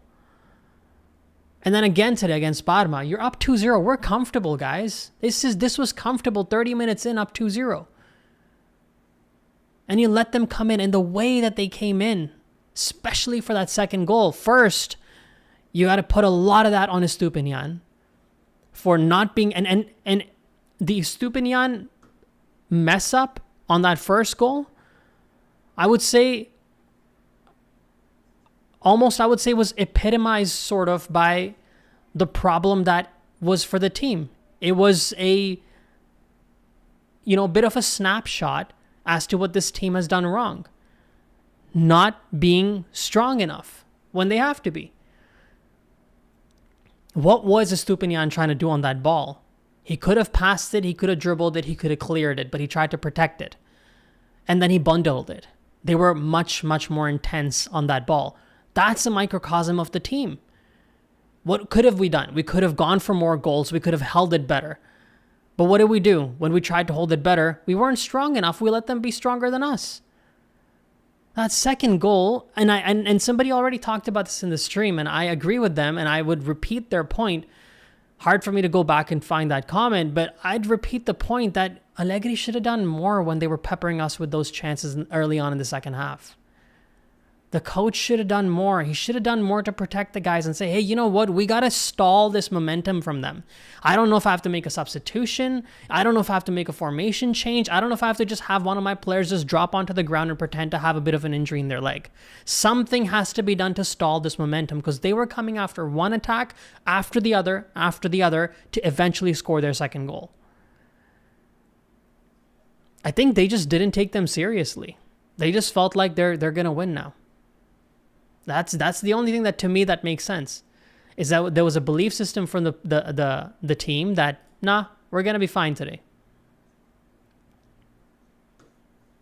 And they weren't. Really frustrating. Oh, sorry, my cursor is actually not working in the comment section, so let me fix that first.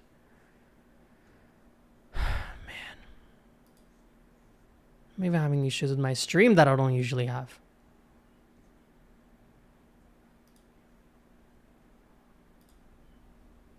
Hold on. Let me get this going, guys. I don't know, something's up with my comment section. Let me fix this.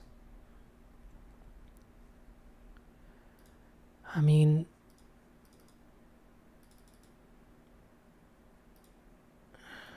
what are they doing, man?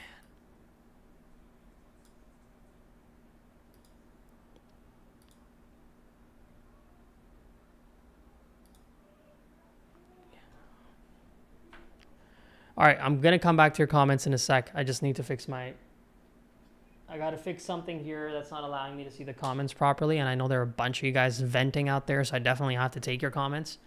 Sorry if this turns into a bit of a blue haze. Give it a second, it's loading up.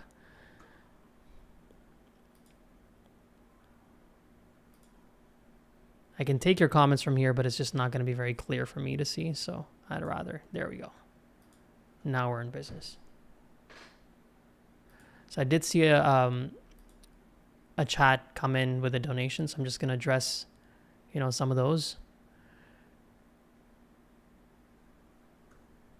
And then we'll jump into your comments.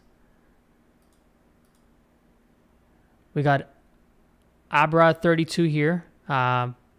Was bound to happen. This half has been tragic. Thank you for becoming a member. I really appreciate it. Again, for you guys, it's a nominal amount to become a member of the channel. It just supports the channel to increase production value. It also sometimes just allows me to go, get a little, as I said earlier, get a little coffee or tea for myself. So if you guys aren't channel members, become channel members. I'm releasing some members only content, but it's just another way to support the channel. So I really appreciate it. And it's my friend Michael Andriozzi.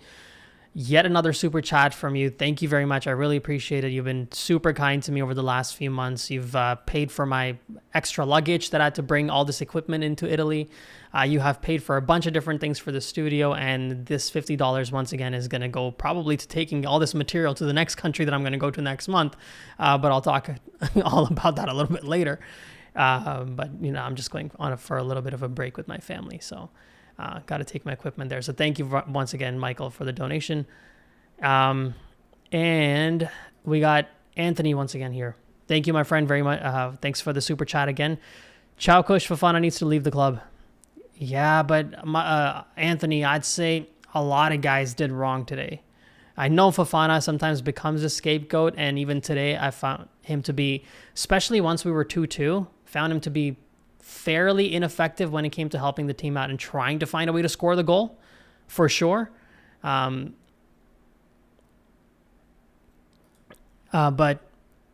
I just, the team disappointed today. The whole team disappointed today. And I'll jump into your comments now, but that's what I'm saying. When we're up 2-0, you don't let them come back in this way. How do you go 2-0 and you go 2 unanswered goals against them? For 30 minutes, you score 2 goals, look completely dominant, and over 70 minutes, you concede 2 goals and and you had your chances. The biggest thing is we had our chances. 1v1 opportunity first for Pulisic. He should have done better with that, but he's still rusty. He's injured, so you cannot expect the guy to literally get onto the field and right away make things happen for you. You demand that of the players that have already been playing consistently. Then you had Rafael Leao in an opportunity in a 3v2. 3 of us, 2 of them. Leao just seemed to sort of lose his pace. His speed was low, and it just didn't have that type of urgency that you would have expected, and nothing really came out of that. But then Saelemaekers, the best chance, better than even Pulisic. 1v1 against the goalkeeper. He tries to get past him. I feel like if he had maybe even gone past him towards his left, because he was sort of running from his right to left. So if he had sort of maintained his momentum and just taken a heavy hit and run after the ball, it would have been a completely empty net. But he opted to actually turn the other way. And then there were too many defenders protecting the goal, and he went for a goal kick. He didn't even hit the target. And then once again, another chance that was created by Luka Modric, and Saelemaekers went for that sort of, cute back heel. And Pulisic was in position to do something with it, but I think it was fair for Saelemaekers to go for it. But they had their chances. That's the thing. 2 unanswered goals against a team after leading 2-0, and that's the comment I'm going to take here, is to go from leading 2-0 to drawing 2-2. We gave them this game. Wasted opportunities. Big time, man. Big time. Karela says, we get a lead and just stop trying, it seems. Just no killer instinct to truly kill off the game. That is exactly what it is. We do. We get the lead against weak sides and we just start to just dance around. Like, we got to be more ruthless with what we want to do. And today was one of those days that you felt like maybe they are going to be ruthless. They were up 2-0. They didn't just start settling on a 1-0 scoreline. They went for the second. But then your defense also has to hold up. Those crosses coming in, we had no answers for them. Today's defensive performance in the second half, with those crosses over the top, were reminiscent of the last 2 seasons. Today was the first day outside of maybe the Cremonese game on the opening match day that you felt like your defensive performance sort of reminded you of the last 2 seasons. Which was when any ball came over the top, we had no idea how to deal with it or what to do with it. And that's what they were doing. You could see that even when they got a throw in, right? And he got a throw in close to where the coaches are. And their player, close to the midway point, he did not go for a throw in to an immediate player and start a build up. He loaded up the box and threw the ball in over the top. What is that? That's mimicking a cross from a throw in. So they obviously figured out that there was some type of a weakness in this team when balls come over the top. And our guys couldn't deal with it, which is shocking because all 3, Gabbia, Pavlovic, De Winter, all 3 of these guys, Maignan, they're all tall guys. They can handle these crosses coming in. But no. Let's see another comment from Anthony here. I hope that with Yashari being back, thank you again, my friend, for the super chat. This is your second super chat for this stream, so you're very kind and generous. But I hope that with Yashari being back, he can make an impact and put Fofana down the pecking order. Amen. Look, we spent almost 40 million on the guy, so you really hope that he's going to leave an impact. Otherwise, that would be a bit of a disaster, you got to say.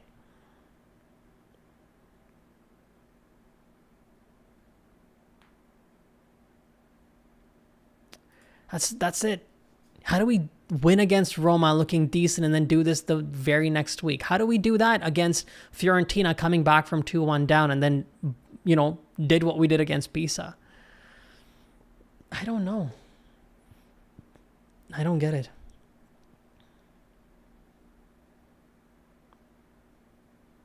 Giving up 2 goals to Parma is embarrassing. Yes, this is the second time only this season that Parma scored more than 1 goal in a game.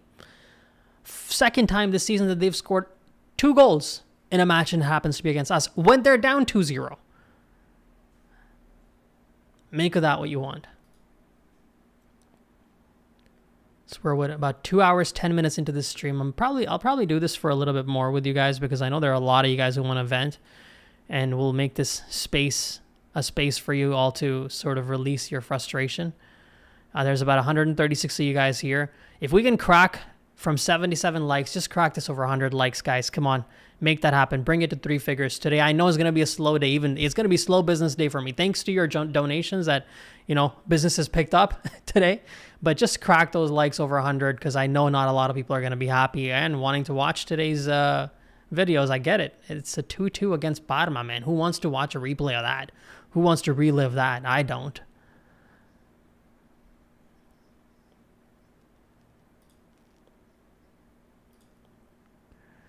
It seems like we can stay on the winning side against smaller teams. We're leading 2-0, man. Leading 2-0, leading 1-0. Yeah.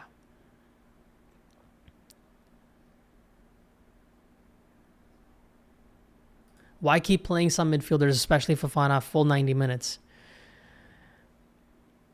I don't know. Maybe he felt like he wanted to play Fofana over Ricci for some defensive assistance, but Fofana probably should have come off a lot earlier.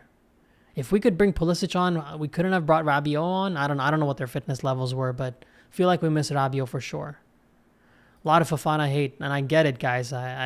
Because now I'm in interaction with these players and I talk to them sometimes after the game, it's tough for me to use this language for them. I feel bad because now I'm getting to know them on a human level. But yeah, I understand the frustration. Calling, him what it is, loses the ball as much as he wins it back. He can't hit hit a barn door either. Yeah, I know. But really, when it comes to missed opportunities today, I wouldn't even look at Fofana. I'd look at Saelemaekers. I'd look at, Pulisic a little more softly because he's coming back from injury. But I'd look at Alexis. I'd look at Pulisic. I'd look at Leao on that 3 against 2 break. So, 3 against 2 breakaway, sorry.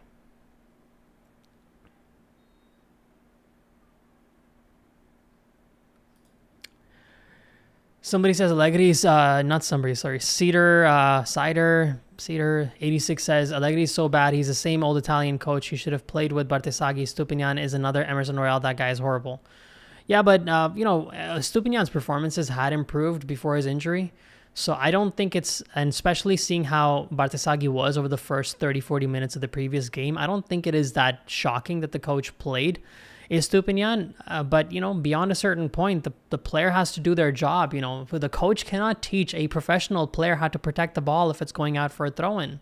That's not, for the first 40 minutes, Parma was completely outplayed. They looked completely easy to break down for Milan. Easy.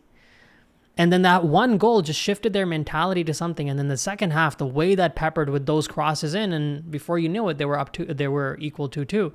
So yes, the coach is to be blamed for sure for certain things, but I wouldn't blame him for that Estupinian decision. But for Estupinian to do what he did, man, come on. Can't remember a single good thing Fofana did today. We also need Rabiot back fast. Yes. I won't keep harping on it. Honestly, guys, at this point in time, I'm just picking random comments. They just happen to be about Fofana. I'm not trying to target Fofana, but it feels like everybody's just frustrated with Fofana. I think I'm more frustrated with our missed chances. I think I'm more frustrated that we did not convert our opportunities when we had them. Look at Alexis' chance 1v1 against the goalkeeper. That should be a goal. Saelemaekers Estupinian should have been changed around 55 minutes. Yeah, but the damage was already done, I would say. I see what you mean. Okay, before they scored their second goal, you mean they should have been replaced because yeah, they were targeting I think with Allegri, without getting too technical here, I think with Allegri the system is a little bit different, right? When the opposition is attacking, he actually expects the backline to turn into a 5-man backline, and he wants the midfielders to sort of stop those crosses from coming in from the midfield. He wants Fofana, Modric stays in the middle, but he wants Fofana to go out there if there's a cross coming in from that side. He wants Ricci to go out there if the cross is coming from the other side. He wants the 5 guys to sort of stay further back. But so those crosses coming in was really, at the end of the day, was everybody's fault on that flank. I would say Stupinian outside of the mistake that Stupinian made, I would blame him maybe a little bit less for the second goal conceded. I have to watch the replay again for that goal, but I don't know. I'm actually rethinking what I'm saying because the amount of attacks that came from both flanks, you're right, gave them that confidence that they could actually break this team down and score goals. So yeah, maybe you're right. At least that they were becoming ineffective, so the coach should have maybe considered something. But who would he replace him with, right? Like, who would he replace Saelemaekers with? With Atakame? For 45 minutes, he would keep Atakame there, right? That doesn't also make sense. You take the guy who scored a goal, a guy who has won you a penalty kick, is probably feeling really confident. You take that guy off and bring Atakame on? I don't know. I don't think that makes sense. So, but it doesn't matter now. Damage is done. Why playing this? Oh boy, I'm not going to take that. That was quite literal. Okay, how much time do we have? I'm probably going to do this for another, let's say, 5 minutes, guys. Because now we're getting a little bit repetitive with the Fofana dislike. I get it, but yeah, one whole point. This might be the pinned comment because it perfectly summarizes the disaster of today. 1 point when 2-0 is unbelievable. Against Parma, against a 17th place side. It is unbelievable. All right, guys, I think I'm going to stop it here now because I know interest today is just, you guys are mad. I understand. And I think a lot of the comments are going to be, are looking similar. I'll take a few more just to close it off. Somebody says they miss Giroud. Really? You miss Giroud? We miss a number 9. I agree with that. I know what you mean. You don't miss Giroud literally, or do you? But you mean a player who can play like Giroud, right? Somebody who can actually play as a number 9, true and true. Get those headers in. You know, those crosses coming in for them, they were so lethal today. When we were trying to cross the ball, there was nobody at the end of it. So a guy like Giroud would just, would head the ball in easy. We just need a new fullback. Someone with speed. Should have kept Jimenez. The guy was crazy good in my opinion. Jimenez issues were a little different. It was off the field stuff, so I wouldn't really say too much about that. But I don't know. We got to figure something out on our left flank. The right flank looks pretty good to me with Saelemaekers. The other problem is definition today. Santi was not there to blame. We had too many good chances to score. There's a big problem of definition. Okay, I think I understand your point. You mean the decisiveness. You know, somebody has to go and finish those chances. And with in Santi's absence, imagine Santi getting those chances. I don't know what would have come out of them, but I'm just thinking about the fact that he's playing as a true number 9. Those chances are dropping to him. That dropped to Pulisic. That dropped to Saelemaekers. I don't know. Maybe he would have scored his first goal. Maybe on the Saelemaekers chance because he's a left-footed player. Maybe he could have gotten beyond the goalkeeper. I don't know.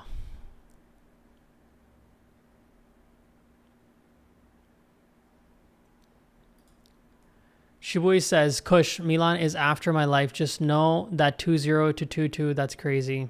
Yeah. Let's close it off with this comment right here. Should have won, man. We should have won. I'm trying to see if there's an individual player that I want to discuss here, but not really.